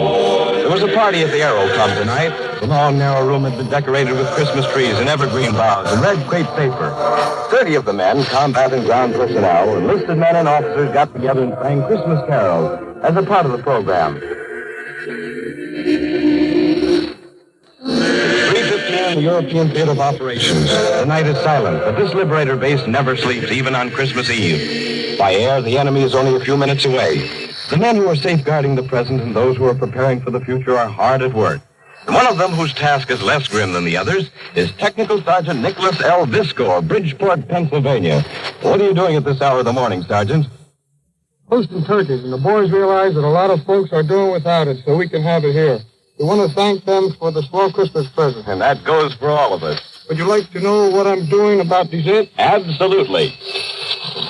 It's ice cream. We save our rations of powdered milk and powdered eggs, and I got a hold of some cocoa and cornstarch, all of which adds up to ice cream. Good deal, Sergeant. Here's another man who works all round hours. Technical Sergeant John R. Wade of Taunton, Massachusetts, a member of the ground crew. Am I right about the hours, Sergeant? We're on 24-hour call, sir. Even on Christmas Eve? Even on a Christmas Eve. And that's why we brought our microphone to your workshop to let you say Merry Christmas back home tonight. Merry Christmas, Mom and everybody. And now, speaking for all the gunners in the European theater, is Staff Sergeant John Galanis of Plymouth, Pennsylvania, who has been on 19 missions and wears the Distinguished Flying Cross and the Air Medal with 2 clusters. Well, the best way I can put it is this. There's one ship in our group called Heaven Can Wait. It'd be like heaven to be home for Christmas this year, but heaven not only can, but has to wait until our job is finished. For the pilots, navigators, and bombardiers, First Lieutenant Alan L. Green of Oregon City, Oregon. The lieutenant is 21, has been on 17 missions, and wears the Distinguished Flying Cross, the Purple Heart, and the Air Medal. Lieutenant? Well, I feel the same way the sergeant does. Well, we've enjoyed the presents and the Christmas greetings we've had from home. We'd like to return every Merry Christmas in person, but it's back to duty now.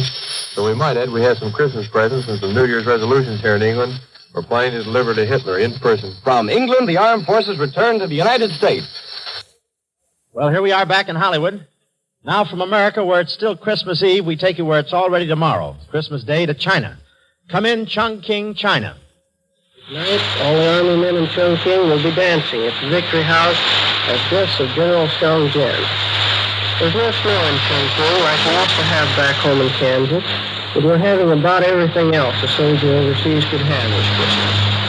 For all the boys in China, a very Merry Christmas and a fine New Year. Now from China, we'd like you to meet some of our buddies on duty in India. Over the Himalayas, we go from Chongqing to New Delhi.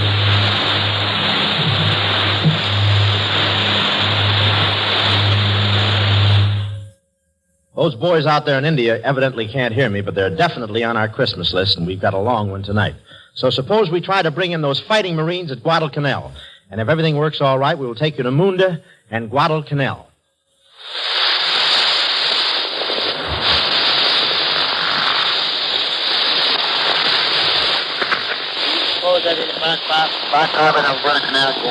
What's the matter with you, Frank? Well, I had to rush through my dinner so I could get in. You know how I feel, don't you?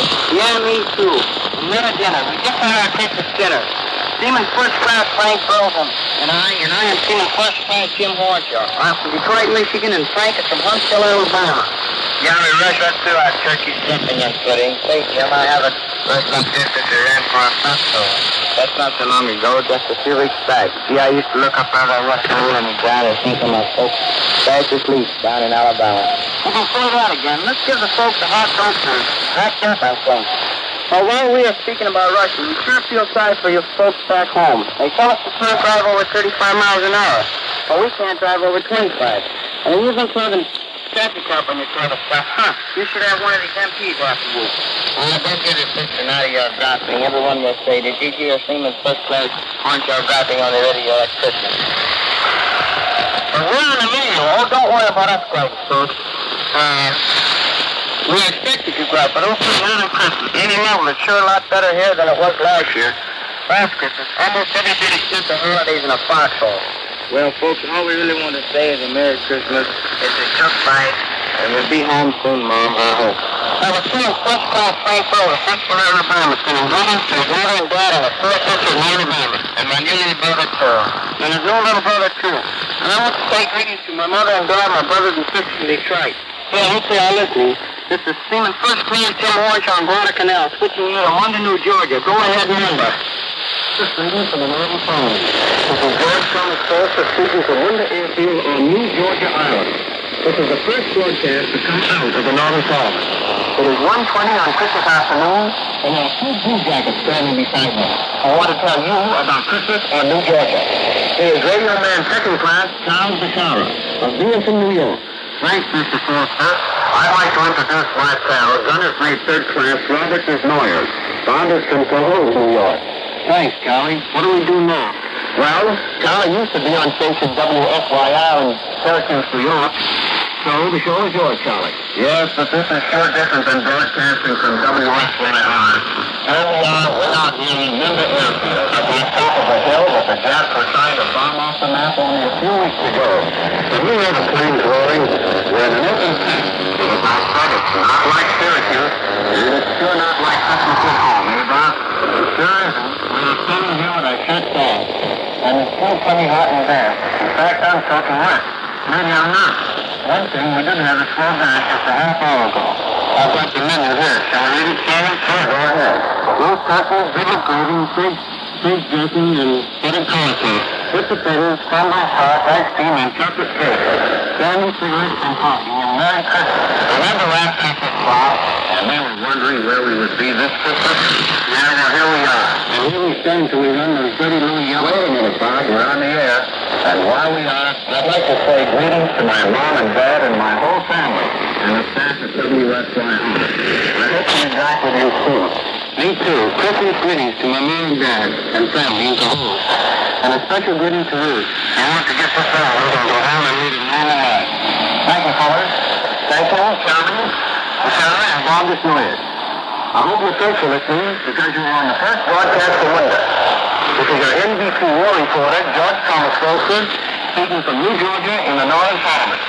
I now put you to the mainland. In the days before satellite technology, in the days before, the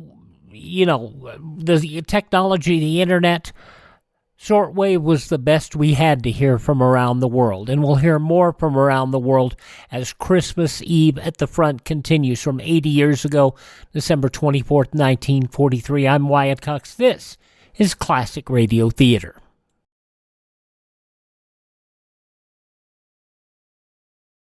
Know what CONORAD means? It stands for Control of Electromagnetic Radiation. Sounds pretty complicated if you're not an electronic engineer, and yet all you have to do is dial your AM radio to 640 or 1240 in the event of an enemy air attack. And thanks to CONORAD, you will continue to receive official information. Remember, in times of civil defense emergency, for official news and civil defense instructions, dial CONORAD at 640 or 1240 on your AM standard radio. Now let's take you back to Hollywood, where the around-the-world broadcast Christmas Eve at the Front broadcast on all the major networks 80 years ago today, December 24th, 1943, here on Classic Radio Theater with Wyatt Cox.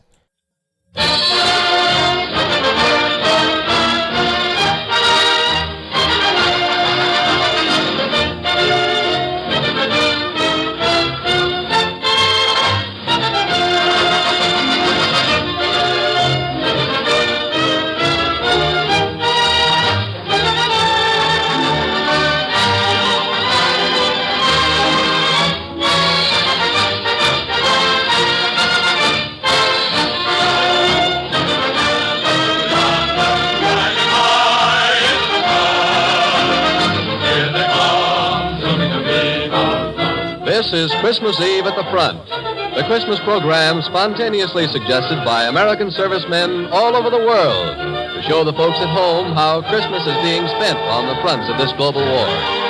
This program is being presented by the 4 major networks. We pause briefly for station identification. Out in the Pacific, our boys have given a mighty good account of themselves, and some of them are spending this Christmas in the hospital. So, for a visit with the wounded in New Caledonia, we take you to Noumea. This is Noumea, New Caledonia. It's the afternoon of Christmas Day here, while you at home are getting ready for your Christmas. This program comes to you from the ward in an Army hospital. There are rows of white cots occupied by our boys who have been injured in battle. Let's listen to Miss Boyer, the day nurse, who's talking to one of the patients. Hey, Charles, how are you making out with that turkey? I can do it all right. I've got to learn to do things for myself. See? You shouldn't have allowed time how to untie that with my thumb and third finger. There, I've got it. Well, I'll suppose to take you in a jiffy, and one will be fine. Golly, candy and first cake, too. I knew you'd figure out how to get into that one. You know you've helped me a lot, Miss Boyer. Everybody has. Just think, I get you sing now twice a week over the radio. Where'd you learn to sing, Charles? Back home. That's what I did before the war. My last job was in Baltimore. And when I get back to the States, go on with fixing up with a new leg, and you don't need an arm to sing with, I'll get along fine when I get that leg. I know you will, Charles. Say, Charlie, how about a song? Yes, give us White Christmas. Tom, get that guitar beside your bed and we'll have a bit of music. Okay, if Charlie will sing. Sure, I'll sing, but I won't. I'll let you a Christmas.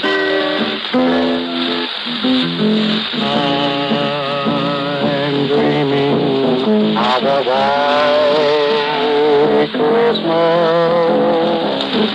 just like the ones I used to know, where the trees are. Now, while Carl sings, I'm sure our listeners would like to know more about him. So I'm going to ask Colonel Stewart, chief surgeon of the hospital, to tell us about the story. Charlie's full name is Private First Class Charles E. Oates, who found at 1507 Grace Street, Baltimore, Maryland. He was 26 years old and was injured on Guadalcanal last January 16th when a shell killed his buddies. It was necessary to amputate his left arm and right leg. He was in a critical condition for some months. At first, he didn't have to arm, but now he always started working somewhere else. He sings for the boys here in the hospital, and twice a week he goes out in his wheelchair and sings a 15-minute program over the radio. I understand, Colonel. You received many books. Love the transfusion. Yes, Charlie has 31 transfusions in all. A record for the hospital, perhaps it's a record anywhere. Thank you, Colonel Stewart. Like countless other Americans, Charlie Oates has what it takes to win this war. He and his buddies have fought the Japs for 2 years. Given out this Christmas. From on around, we're going to make it possible for us overseas to return home and begin the Christmas tree of the country. So from this hospital war to New York, Miss Caledonia, we send a Merry Christmas. Merry Christmas! And now back to the United States. Up in the windswept Aleutians, the boys are huddled around their stoves talking things over. So let's go to the land of snow and reindeers, to Alaska. Come in, Alaska.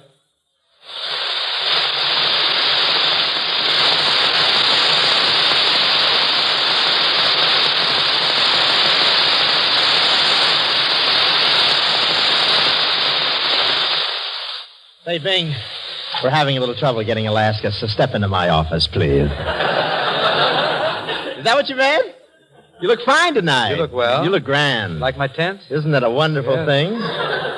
What button do you push to get KECA? What are you doing? That's the wrong network. We're on KFI. Sorry, John. Do you like this little suit I have on? Yes, looks something like an unmade bed. Look who's talking. Are those your pants or are you dancing with somebody? Bing, this is a little suit. It's a little suit I had made for me in Pittsburgh. Where were you at the time? I was...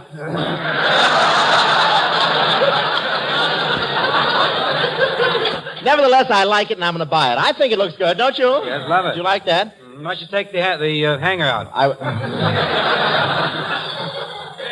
Say, listen, I must tell you one thing while we're waiting for Alaska to come in. Yes. Are you there, Alaska? You know, while I was over in Africa, that when the man puts his nose, that means we're right there. If he holds it, look out. Look, I want to tell you. Ernest Hemingway told me to thank you. He did? For what? While I was over in Africa, I met Hemingway, and he told me to thank you. Well, that's nice to hear. For what? Why well, he saw your horses running, and he got the idea for whom the bell tolls.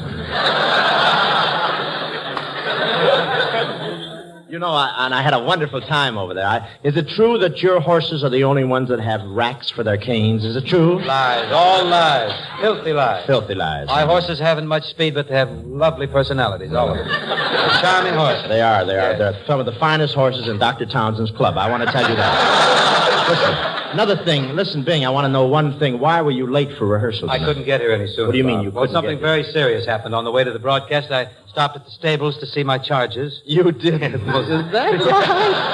I understand you have new stables down there by the Southern Pacific where the Super Chief goes by. That's right. The other day, the Super Chief went by and Bing lined all his horses up and said, "See, that's what I mean."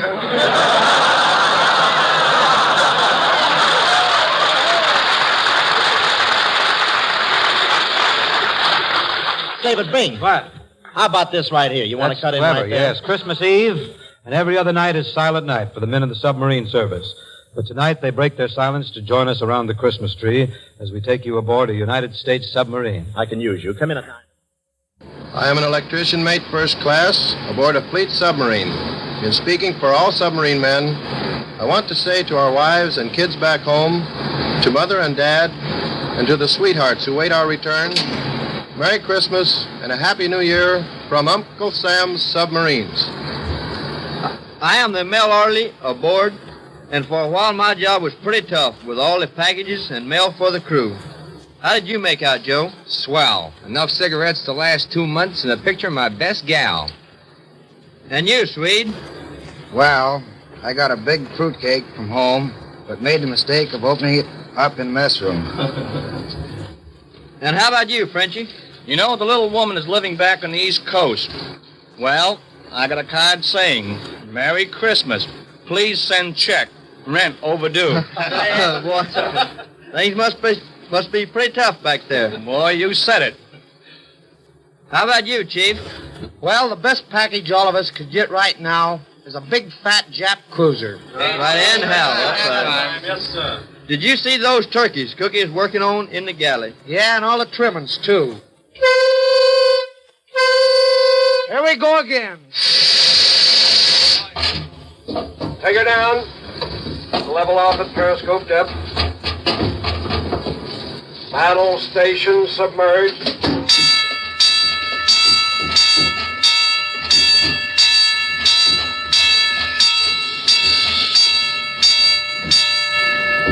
Hey, Doc, what'd you see up there? Boy, there's a big fat Jap cruiser dead ahead.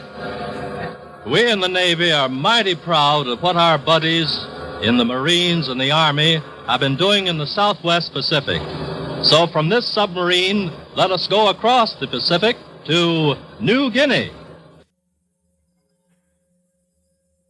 Come in, New Guinea.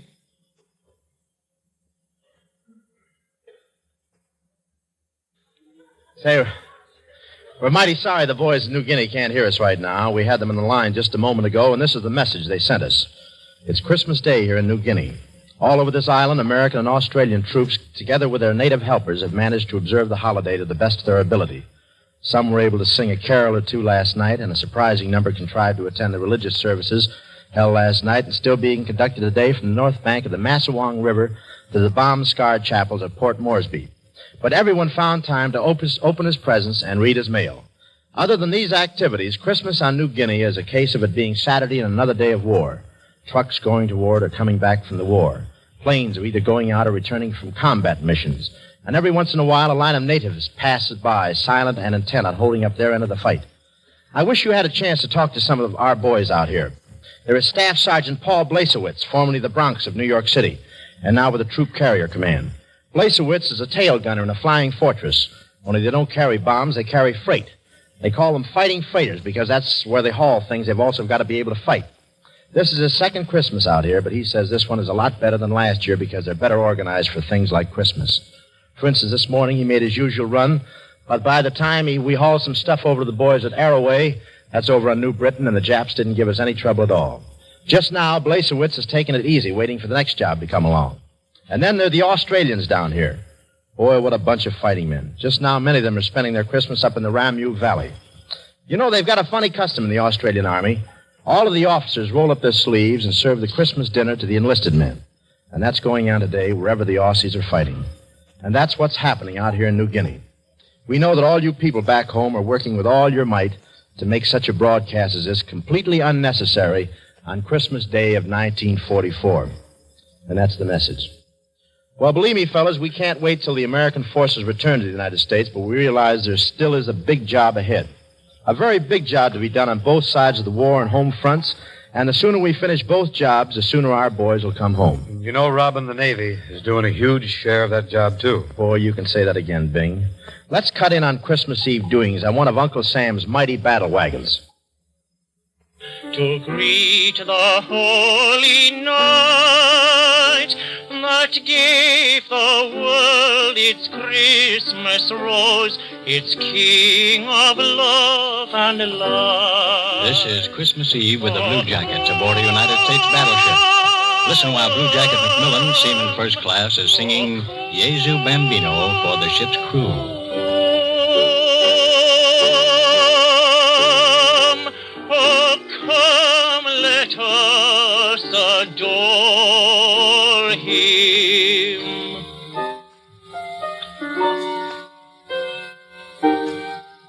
Let us adore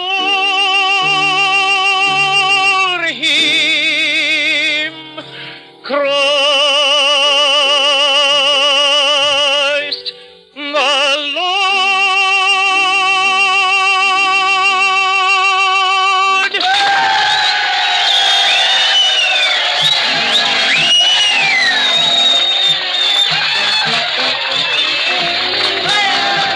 All this is taking place down in Crew's quarters with the men gathered around their tree. It's a swell party that's been going on for some time, and there's lots more to come. Here's Chester William Smith, who has been emceeing the fun for the crew. Chet, are the boys having a good time? Yes, sir. Did the men get all their packages and mail from home? You bet. And all those packages and all that mail made it a great Christmas. Okay, fella.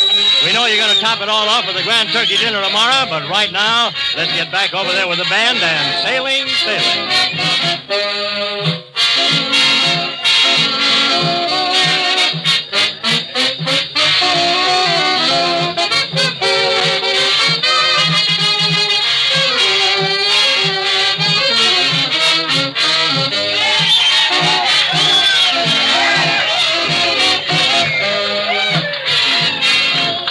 From this big battle wagon, we take you to the boys guarding our lifeline on the big ditch at Panama.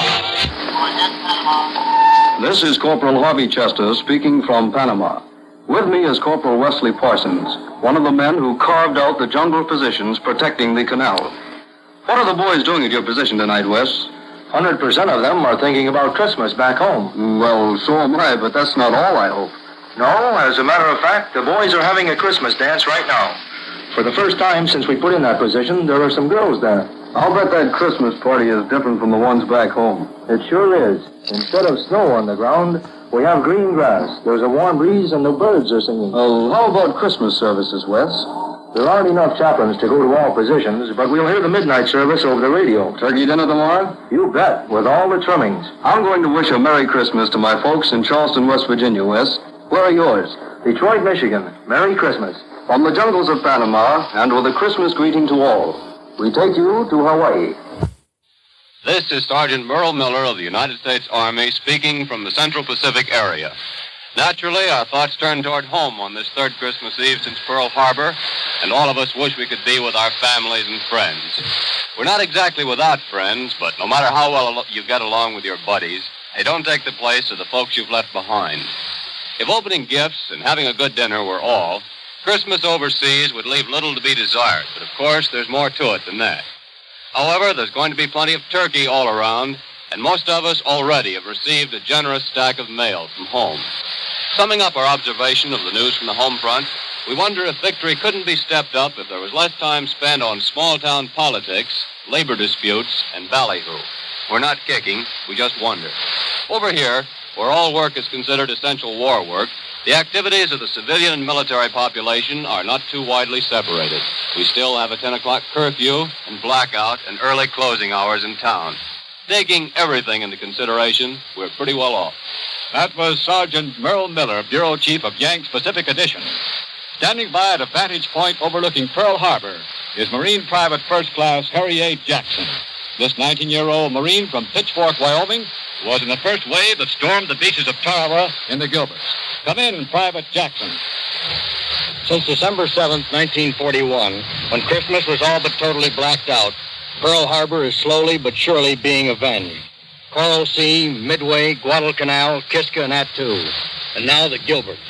And after you've been through Tarawa, you begin to realize, maybe for the first time in your life, what Christmas is all about. It's a lot more important to you. And I don't mean just getting presents either. On Tarawa, you don't think a hell of a lot about Christmas. But on Christmas, you think a hell of a lot about Tarawa. Us fellas that are fighting out this way are backed by a vast civilian force of skilled workers at Pearl Harbor, whose job it is to keep us and our gear fit to fight. These Pearl Harbor workers are able to take time out this Christmas to celebrate the birth of him who promised peace on earth. But the pause this Christmas will be a brief one, because every fighting one of us is on the road that leads to Tokyo, and Tokyo knows we're on the way. From Pearl Harbor, where the stars and stripes still fly, and the Christmas tree lights are on again, it's a Merry Christmas to you all at home. 2,000 years ago, a star shone down over Bethlehem, and the angels heralded peace on earth, goodwill to men.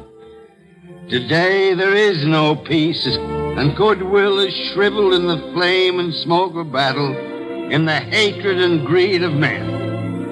Today the star of Bethlehem shines down on gleaming bayonets, and the three wise men no longer roam the plains of Judea, bearing gifts and ointments. Today there are tanks bearing death and destruction, stalking the plains of the earth in search of human prey. And yet, the star still shines over Bethlehem, and there are still men of goodwill in every nook and corner of the earth, fighting and praying that peace may be restored to the world, that men may learn how to live with one another in peace and tranquility, that their children may walk in the majesty of the Lord, unafraid and unopposed.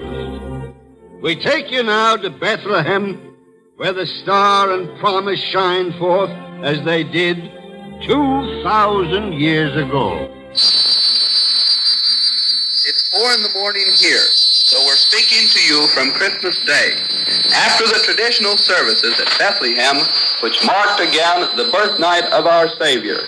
Here with me are Chaplain James A. Carey and two typical American soldiers, Sergeant Michael Bowler of Brooklyn and Sergeant Earl Getchoff of Detroit. They're speaking to you from the Holy Land as representatives of the American Army in the Middle East. Earl, will you go first?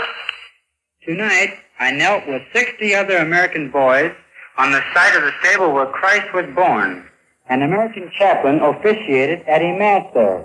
It was only one of many such services, but it was the first participation of the American Army in the Bethlehem ceremony. It certainly was fine, wasn't it, Earl?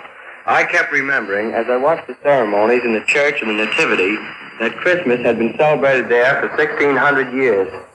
Me too, Walter. It's been a Christmas Eve I'll never forget. The church was filled with uniformed men, Americans, British and Polish. So I knew there was still a war on, but somehow or other I felt there would soon be peace on earth again. And you, Chaplain Carey? My only viewpoint now springs from my job as Chief of Middle East Chaplain. I want to tell all you people back home that some of your boys have had a very fine experience. It seems to me that they will be finer men and finer Americans for having made this pilgrimage to the birthplace of our Lord. And now, as the Star of Bethlehem shines down, the Middle East Armed Forces return you to the United States. Oh, come, all ye faithful, joyful and triumphant. Oh, come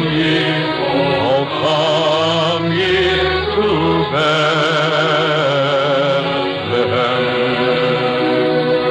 Come and behold him, born the King of angels.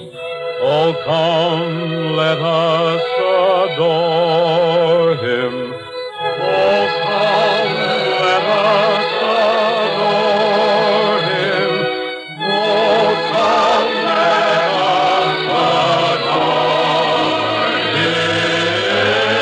him. Christ the Lord.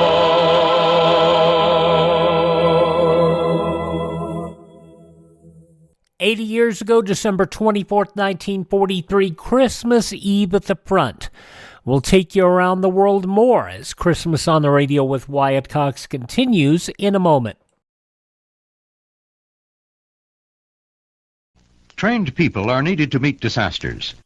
To fill this need, the United States Office of Civil Defense, in cooperation with the United States Office of Education and local school systems, is offering a 12-hour course called Personal and Family Survival. The course includes discussions on the effects of radioactive fallout, how to plan for and live in fallout shelters, and what to do after a nuclear attack. To learn more about personal and family survival, consult your local civil defense director. The whole show was, they were kind of on the fly. because you never knew when a segment was going to be there or wasn't going to be there. The show ran well over an hour. Christmas Eve at the front from December 24th, 1943, 80 years ago. Earlier today, the President delivered an important address to many of our people stationed overseas and to those of us at home. In order that those who didn't hear his message may have an opportunity to hear it, we present a recording of that speech. Ladies and gentlemen, the President of the United States. My friends, I have recently returned from extensive journeyings in the region of the Mediterranean and as far as the borders of Russia. I have conferred with the leaders of Britain and Russia and China on military matters of the present, especially on plans for stepping up our successful attack on our enemies as quickly as possible and from many different points of the compass. On this Christmas Eve, there are over 10 million men in the armed forces of the United States alone. 1 year ago, 1,700,000 were serving overseas. Today, this figure has been more than doubled to 3,800,000 on duty overseas. And by next July 1st, that number overseas will rise to over 5 million men and women. That this is truly a world war was demonstrated to me when arrangements were being made with our overseas broadcasting agencies for the time for me to speak today to our soldiers and sailors and Marines and merchant seamen in every part of the world. In fixing the time for this broadcast, we took into consideration that at this moment here in the United States and in the Caribbean and on the northeast coast of South America, it is afternoon. In Alaska and in Hawaii and the mid-Pacific, it is still morning. In Iceland, in Great Britain, in North Africa, in Italy, in the Middle East, it is now evening. In the Southwest Pacific, in Australia and China and Burma and India, it is already Christmas Day. So we can correctly say that at this moment, in those far eastern parts where Americans are fighting, today is tomorrow.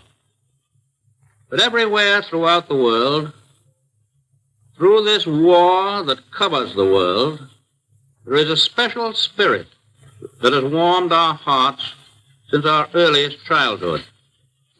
A spirit that brings us close to our homes, our families, our friends and neighbors, the Christmas spirit of peace on earth, goodwill toward men. It is an unquenchable spirit. During the past years of international gangsterism and brutal aggression in Europe and in Asia, our Christmas celebrations have been darkened with apprehension for the future. We have said Merry Christmas and Happy New Year, but we have known in our hearts that the clouds which have hung over our world have prevented us from saying it with full sincerity and conviction. But even this year, we still have much to face in the way of further suffering and sacrifice and personal tragedy. Our men who have been through the fierce battles in the Solomons and the Gilberts and Tunisia and Italy know from their own experience and knowledge of modern war that many bigger and costlier battles are still to be fought. But on Christmas Eve this year, I can say to you that at last we may look forward into the future with real, substantial confidence that however great the cost, peace on earth, goodwill toward men can be and will be realized and ensured. This year I can say that. Last year I could not do more than express a hope. Today I express a certainty, though the cost may be high and the time may be long. Within the past year, within the past few weeks, history has been made. And it is far better history for the whole human race than any that we've known or even dared to hope for in these tragic times through which we pass. A great beginning was made in the Moscow Conference last October by Mr. Molotov, Mr. Eden, and our own Mr. Howe. There and then the way was paved for the later meetings.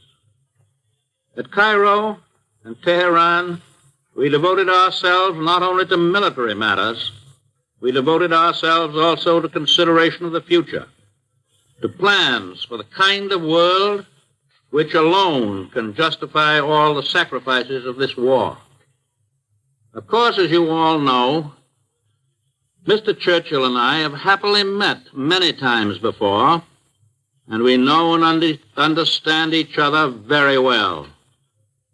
Indeed, Mr. Churchill has become known and beloved by many millions of Americans, and the heartfelt prayers of all of us have been with this great citizen of the world in his recent serious illness. The Cairo and Tehran conferences, however, gave me my first opportunity to meet the Generalissimo, Chiang Kai-shek, and Marshal Stalin, and to sit down at the table with these unconquerable men and talk with them face to face.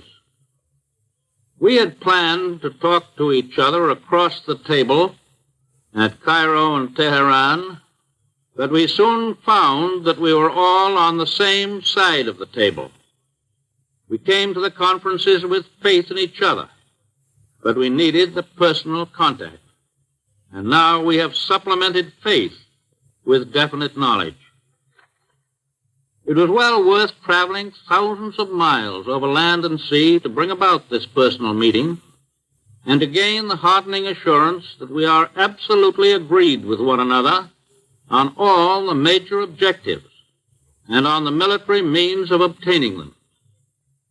At Cairo, Prime Minister Churchill and I spent 4 days with the Generalissimo, Chiang Kai-shek.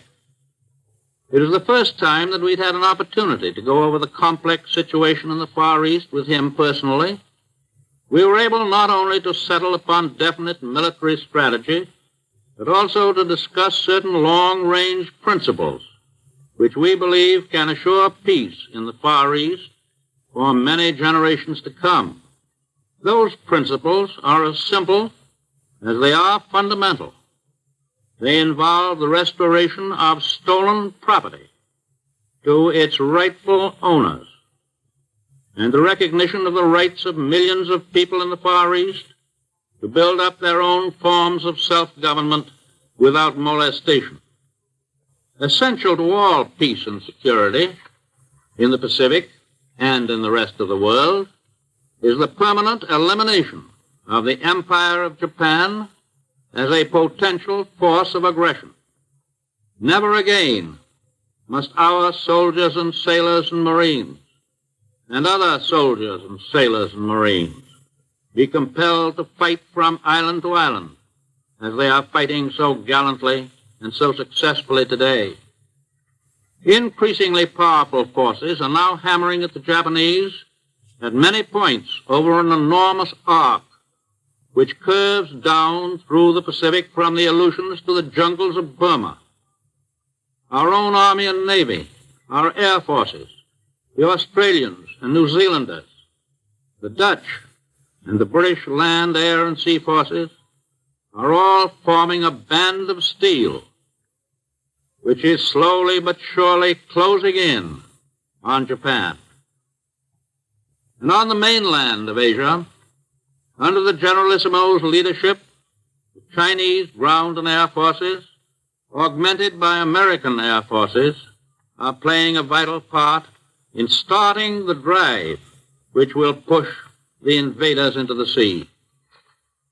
Following out the military decisions at Cairo, General Marshall has just flown around the world and has had conferences with General MacArthur and Admiral Nimitz, conferences which will spell plenty of bad news for the Japs in the not too far distant future. I met in the Generalissimo a man of great vision, great courage, and a remarkably keen understanding of the problems of today and tomorrow. We discussed all the manifold military plans for striking at Japan with a decisive force from many directions, and I believe I can say that he returned to Chongqing with the positive assurance of total victory over our common enemy. Today, we and the Republic of China are closer together than ever before in deep friendship and in unity of purpose. After the Cairo conference, Mr. Churchill and I went by airplane to Tehran. There we met with Marshal Stalin. We talked with complete frankness on every conceivable subject connected with the winning of the war and the establishment of a durable peace after the war. Within 3 days of intense and consistently amicable discussions, we agreed on every point concerned with the launching of a gigantic attack upon Germany. The Russian army will continue its stern offensives on Germany's eastern front. The Allied armies in Italy and Africa will bring relentless pressure on Germany from the south. And now the encirclement will be complete as great American and British forces attack from other points of the compass. The commander selected to lead the combined attack from these other points is General Dwight D. Eisenhower. His performances in Africa, in Sicily, and in Italy have been brilliant. He knows by practical and successful experience the way to coordinate air, sea, and land power. All of these will be under his control. Lieutenant General Carl Spaatz will command the entire American strategic bombing force operating against Germany. General Eisenhower gives up his command in the Mediterranean to a British officer whose name is being announced by Mr. Churchill. We now pledge that new commander that our powerful ground, sea, and air forces in the vital Mediterranean area will stand by his side until every objective in that bitter theater is attained. Both of these new commanders will have American and British subordinate commanders whose names will be announced to the world in a few days. During the last 2 days in Tehran, Marshal Stalin, Mr. Churchill, and I looked ahead to the days and months and years that will follow Germany's defeat. We were united in determination that Germany must be stripped of her military might and be given no opportunity within the foreseeable future to regain that might. The United Nations have no intention to enslave the German people. We wish them to have a normal chance to develop in peace as useful and respectable members of the European family. But we most certainly emphasize that word respectable, for we intend to rid them once and for all of Nazism and Prussian militarism and the fantastic and disastrous notion that they constitute the master race. We did discuss international relationships from the point of view of big, broad objectives rather than details. But on the basis of what we did discuss, I can say even today that I do not think any insoluble differences will arise among Russia, Great Britain, and the United States. In these conferences, we were concerned with basic principles which involve the security and the welfare and the standard of living of human beings in countries large and small. And somewhat ungrammatical colloquialism, I may say that I got along fine with Marshal Stalin. He is a man who combines a tremendous, relentless determination with a stalwart good humor. I believe he is truly representative of the heart and soul of Russia. And I believe that we are going to get along very well with him and the Russian people. Very well indeed. Britain, Russia, China, and the United States and their allies represent more than 3/4 of the total population of the earth. As long as these four nations, with great military power, stick together in determination to keep the peace, there will be no possibility of an aggressor nation arising to start another world war.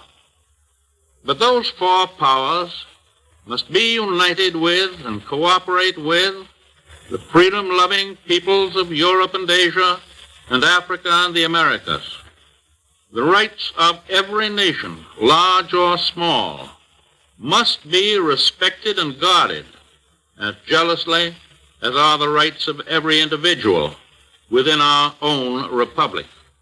The doctrine that the strong shall dominate the weak is the doctrine of our enemies, and we reject it. But at the same time, we're agreed that if force is necessary to keep international peace, international force will be applied for as long as it may be necessary.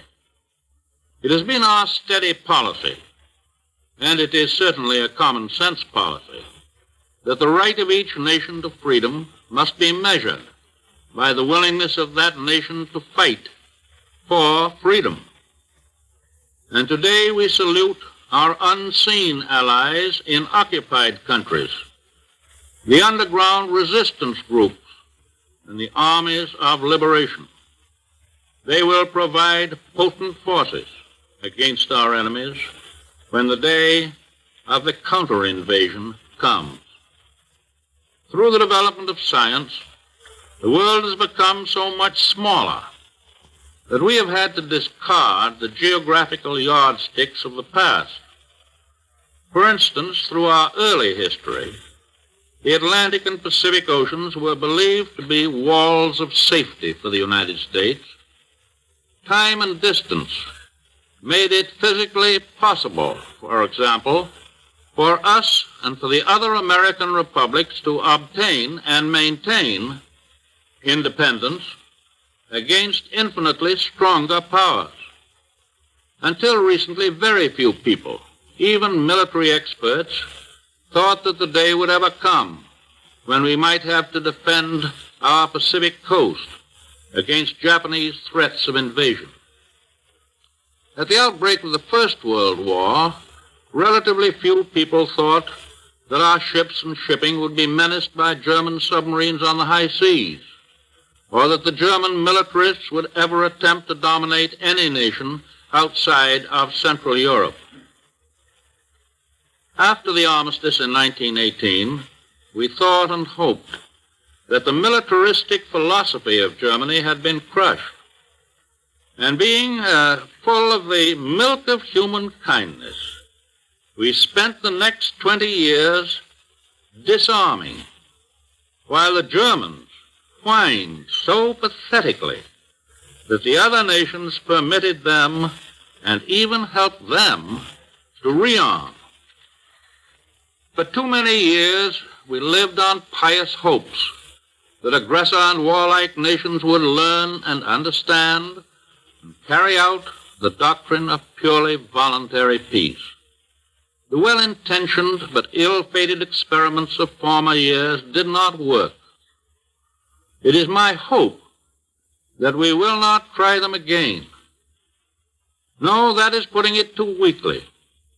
It is my intention to do all that I humanly can as President and Commander-in-Chief to see to it that these tragic mistakes shall not be made again.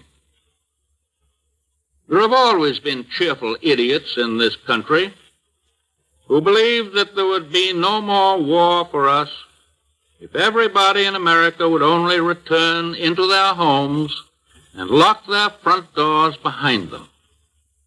Assuming that their motives were of the highest, events have shown how unwilling they were to face the facts. The overwhelming majority of all the people in the world want peace. Most of them are fighting for the attainment of peace. Not just a truce, not just an armistice, but peace that is as strongly enforced and as durable as mortal man can make it. If we are willing to fight for peace now, is it not good logic that we should use force if necessary in the future to keep the peace? I believe and I think I can say that the other three great nations who are fighting so magnificently to gain peace are in complete agreement that we must be prepared to keep the peace by force. If the people of Germany and Japan are made to realize thoroughly that the world is not going to let them break out again, it is possible and I hope probable that they will abandon the philosophy of aggression, the belief that they can gain the whole world, even at the risk of losing their own souls. I shall have more to say about the Cairo and Tehran conferences when I make my report to the Congress in about 2 weeks' time. And on that occasion, I shall also have a great deal to say about certain conditions here at home. But today, I wish to say that in all my travels, at home and abroad, it is the sight of our soldiers and sailors and their magnificent achievements which have given me the greatest inspiration and the greatest encouragement for the future. To the members of our armed forces, to their wives, mothers, and fathers, I want to affirm the great faith and confidence that we have in General Marshall and Admiral King, who direct all of our armed might throughout the world. Upon them falls the responsibility of planning the strategy, of determining where and when we shall fight. Both of these men have already gained high places in American history, places which will record in that history many evidences of their military genius that cannot be published today. Some of our men overseas are now spending their third Christmas far from home. To them and to all others overseas, or soon to go overseas, I can give assurance that it is the purpose of their government to win this war and to bring them home at the earliest possible time.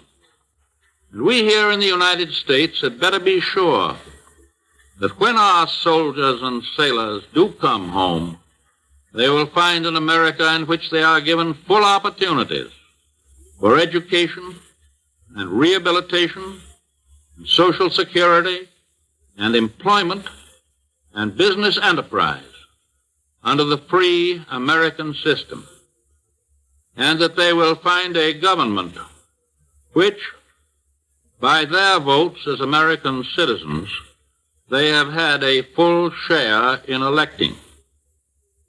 The American people have had every reason to know that this is a tough and destructive war. On my trip abroad, I talked with many military men who had faced our enemies in the field. These hard-headed realists testify to the strength and skill and resourcefulness of the enemy generals and men whom we must beat before final victory is won. The war is now reaching the stage where we shall all have to look forward to large casualty lists, dead, wounded, and missing. War entails just that. There is no easy road to victory, and the end is not yet in sight. I have been back only for a week. It is fair that I should tell you my impression. I think I see a tendency in some of our people here to assume a quick ending of the war. The war and the result means false reasoning. I think I discern an effort to resume or even encourage an outbreak of partisan thinking and talking. I hope I am wrong, for surely our first and most foremost tasks are all concerned with winning the war and winning a just peace that will last for generations. The massive offensives which are in the making, both in Europe and the Far East, will require every ounce of energy and fortitude that we and our allies can summon on the fighting fronts and in all the workshops at home. As I have said before, you cannot order up a great attack on a Monday and demand that it be delivered on Saturday. Less than a month ago, I flew in a big Army transport plane over the little town of Bethlehem in Palestine. Tonight on Christmas Eve, all men and women everywhere who love Christmas are thinking of that ancient town and of the star of faith that shone there more than 19 centuries ago. American boys are fighting today in snow-covered mountains, in malarial jungles, on blazing deserts. They are fighting on the far stretches of the sea and above the clouds, fighting the thing for which they struggle. I think is best symbolized by the message that came out of Bethlehem. On behalf of the American people, your own people, I send this Christmas message to you who are in our armed forces. In our hearts are prayers for you and for all your comrades in arms who fight to rid the world of evil. We ask God's blessing upon you, upon your fathers and mothers and wives and children, all your loved ones at home. We ask that the comfort of God's grace shall be granted to those who are sick and wounded, and to those who are prisoners of war in the hands of the enemy, waiting for the day when they will again be free. And we ask that God receive and cherish those who have given their lives, and that he keep them in honor and in the grateful memory of their countrymen forever. God bless all of you who fight our battles on this Christmas Eve. God bless us all. Keep us strong in our faith that we fight for a better day for humankind, here and everywhere. You have just heard the voice of the President of the United States. Ladies and gentlemen, our national anthem.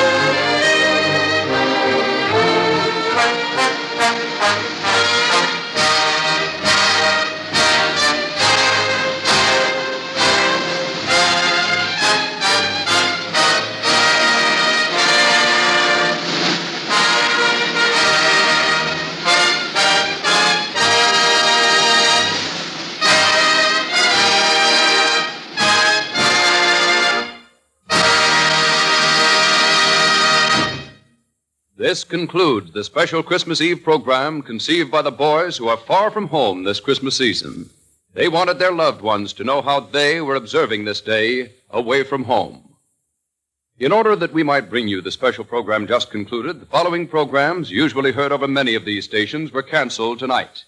Amos and Andy, Bill Stern's Sports Newsreel, Fred Waring in Pleasure Time, and Fleetwood Lawton. This is the National Broadcasting Company. A sad time and a Unitarian time in our nation's history because we all became united to fight our enemy. Now our enemy is us. Isn't that sad? Tomorrow, New Year's Day, the new Edgar Bergen Hour with Charlie McCarthy. Jack Benny will be on the Hot Point Holiday Hour and an episode of Casey Crime Photographer. That's all tomorrow on our Christmas edition of the program. Don't forget, beginning to drop at noon Eastern time, noon Pacific time today, will be our Christmas show that we did for the Nevada Network, and it is 10 one-hour programs. All righty, Mom and Abner next here on this Christmas Eve edition of Classic Radio Theater.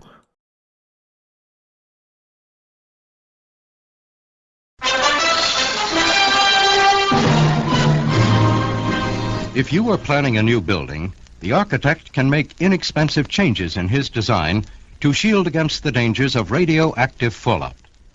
This technique is called design slanting, which simply means designing for added fallout protection without adversely affecting the use, appearance, or cost of a building. To learn more about slanting, contact your local civil defense director. It would not be Christmas if we did not bring you the traditional Christmas show from Lum and Abner. This episode of the program is the one that was broadcast on Christmas Eve, 1942. The makers of Alka-Seltzer bring you Lum and Abner.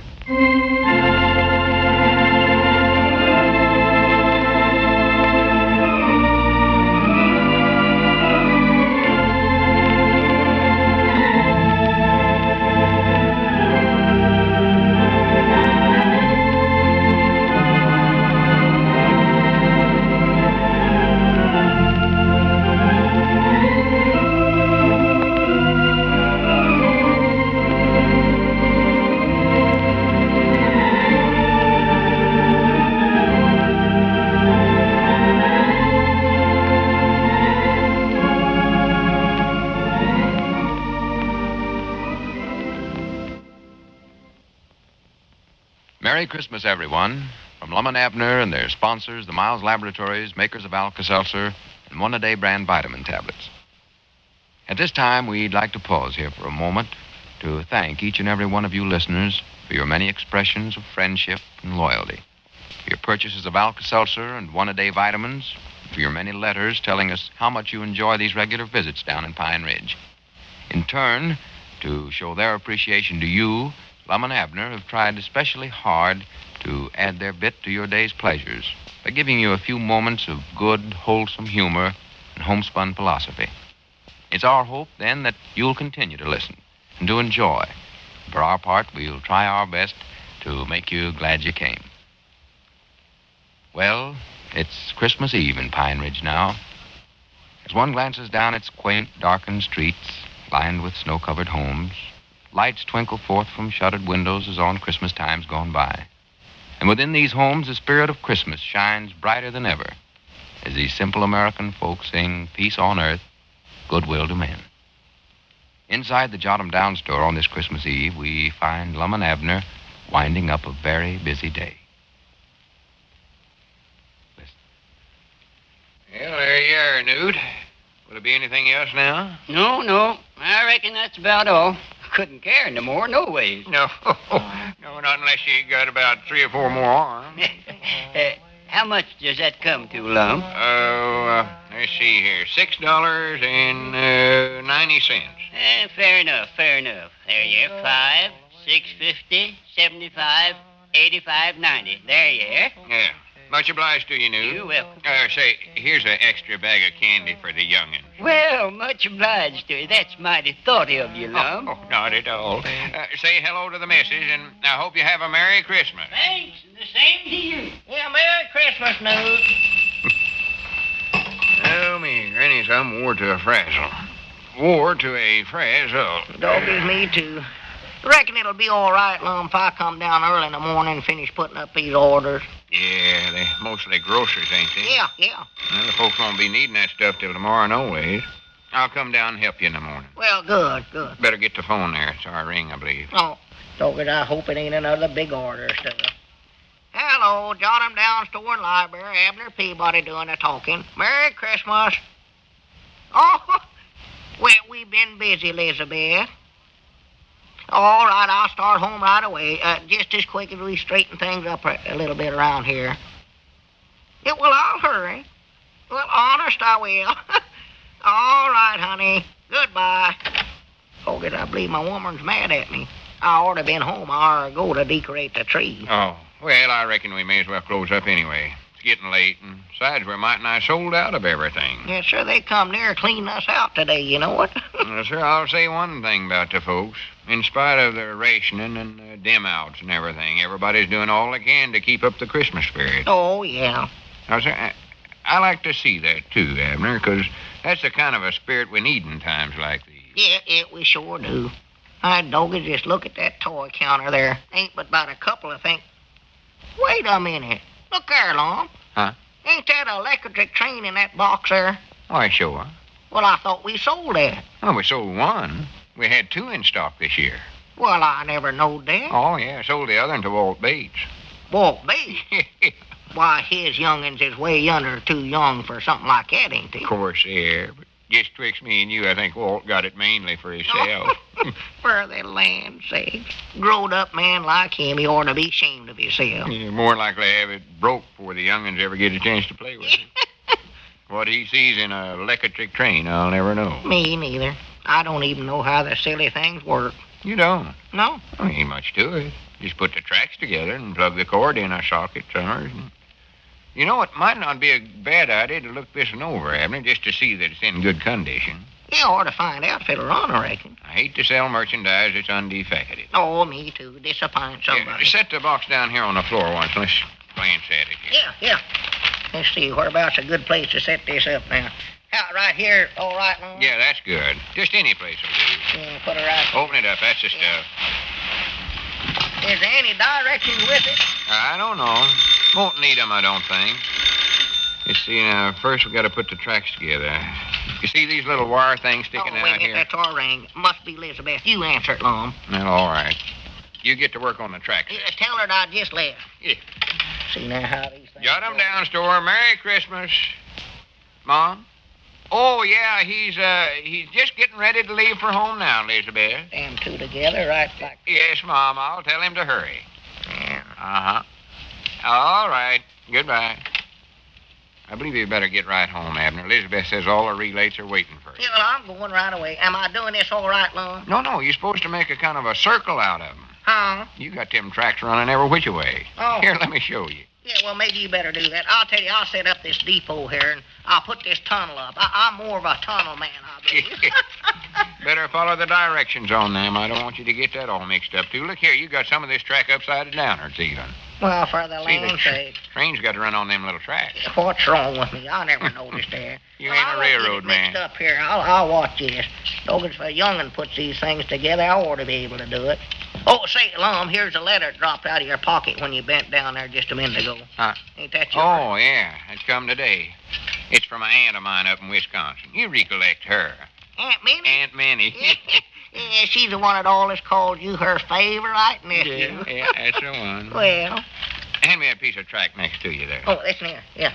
She sent me some money and told me to buy myself a nice Christmas present with it. She did? Yeah, that's the kind of aunt to have, ain't it? Well, bless her heart. Bless her little heart. Well, here's a piece of double track. Huh? Must be a switching place or something. Oh. Now, what you going to buy yourself with the money, Lum? Oh, I don't know. Hadn't thought much about it. Can't think of nothing I want, hardly. There's more track here than I figured it was. It's a big outfit. We might have to run this clean around the pickle barrel. Doggy, that'll be a good place for the tunnel right there. Believe I'll put it over right now. Yeah.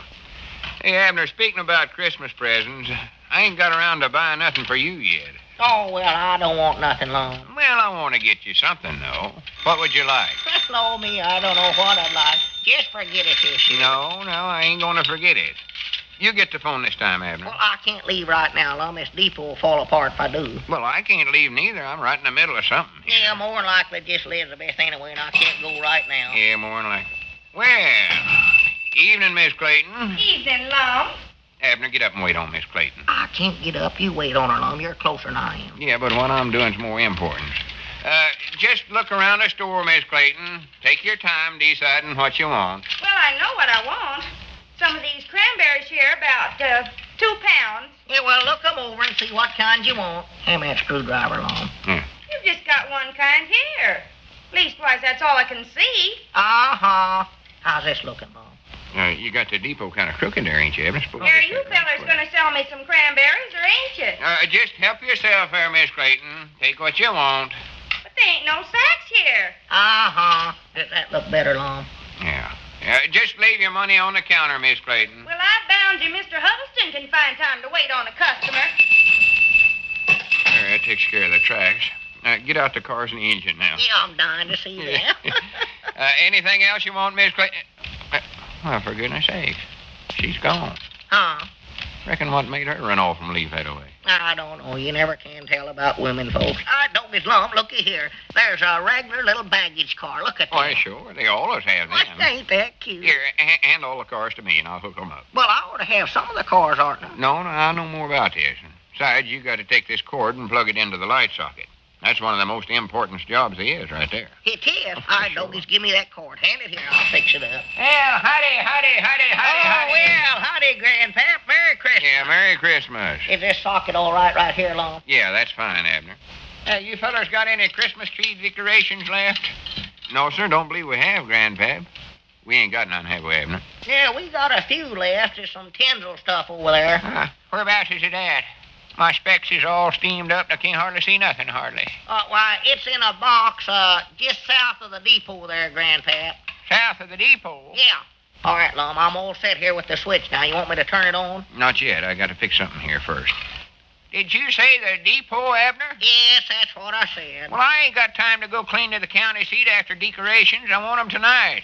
This is Christmas Eve. I never said you had to go to the county seat. Yes, you did. You said depot. I heard what you said. Well, the depot is right here. Right here? Yes, sir. Listen, Abner Peabody, I've lived around these parts too many years for you to tell me where the depot's at. A little dried-up varmint like you. Now, don't start no fussing around here, Grandpap. I meant the decorations is right over in that box, right over there. Abner, don't let him walk there. He's liable to ruin everything. Wait a minute, Grandpap. We ain't got no decorations after all. You better go over to Dick Huddleston's store, I believe. Yes, sir. You bet your life I'm going over there, and I ain't never going to come in here again, neither. If I live to be 190-year-old, I ain't never going to set a foot inside this... Merry Christmas, Grandpap. Merry Christmas. This concern store as long as I live. I hate and despise it. You got it fixed yet, Lum? Yeah, I believe so. That doggy, that Grandpap sure gets himself upset over nothing at all. Don't he? Mad enough to buy it. Yeah, all right now, Abner, watch this. I think this is the right button to press. Here we go. Oh, look at that. Doggy, look at her go. Good for the train. Look at it go there. Cutest thing I ever seen. And look here, I can make it go faster or slower, too. See, it's well, I do know what they won't think of. Here, let me do that once. No, now you're allowed to break it. Oh, I won't. Let me do it just once now. No. I'd better be the engineer. I'm more experienced. I'm just as experienced as you are now, Lum. Let me work at one time. Wonderful world and Merry Christmas. Oh, well, Merry Christmas, Cedric. We're busy now, Cedric. Yes, Mom. I just come in to buy Papa a present. You fellers got any suggestions? No, we ain't, Cedric. What did you give him last year? Oh, let's see. Last year I gave him 2 packages of BBs for my BB gun. Well, that was nice. Come on now, Lum. Let me run it one time. Oh, boy, is this an electric train? Uh-huh. Boy, that's it right there. That's what I'm going to buy my Papa. Rop it up for me. I'll take it. Rop it up? Well, you don't want to buy this, Cedric. Of course not, Cedric. This ain't a very good one, I don't think. Oh, no, it's no good at all, I Cedric. don't care. I want it anyways. Rop it up. Well, now, wait a minute, Cedric. Get away from that now. That's done sold. That's what, yes, it's done been sold. Oh, who bought it? Oh, some feller. Oh, shucks. Who was it? I don't know. He was in an awful hurry. Oh, what did he look like? Cedric, I don't know. I couldn't tell. Let me play at that now, Lum. Well, why couldn't you? The lights was on, wasn't they? Yeah, I couldn't see his face, Cedric. He had a mask on, I think. A mask? Yeah. What was it, the Lone Ranger, was it? Might have been, I don't know. Oh, goody.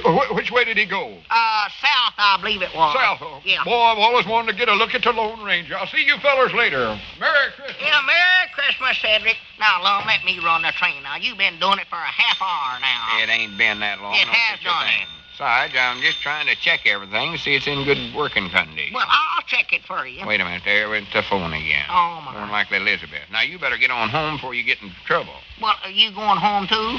Well, not right away. I'll straighten things up around here first. All right, doggies, I'm going to stay, too, then. No, now, it's Christmas Eve, Abner, and your folks are waiting for you to decorate that tree.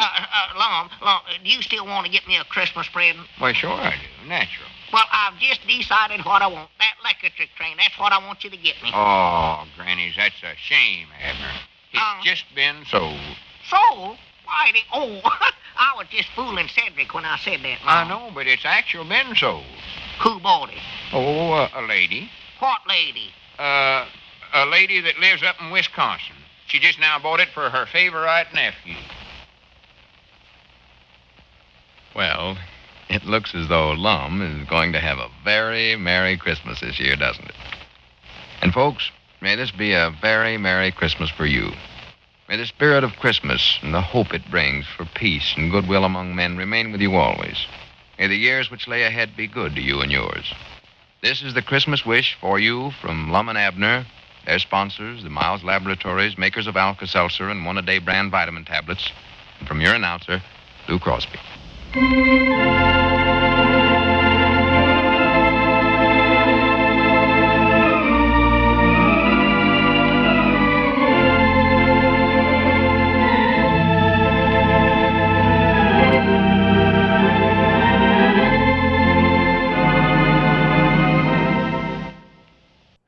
Christmas Eve with Lum and Abner, December 24th, 1942. Thank you so much for making us a part of your day. Again, a reminder, our special Christmas Eve programs for the Nevada Network will start dropping. You'll see them start populating about noon Pacific time, 3 o'clock Eastern time. So enjoy those, don't you? And we'll be back on Christmas Day with the new Edgar Bergen Hour, Jack Benny in the Hot Point Holiday Hour, and Casey Crime Photographer. Have yourself a great Christmas. Merry Christmas to one and all here from Classic Radio Theater with Wyatt Cox.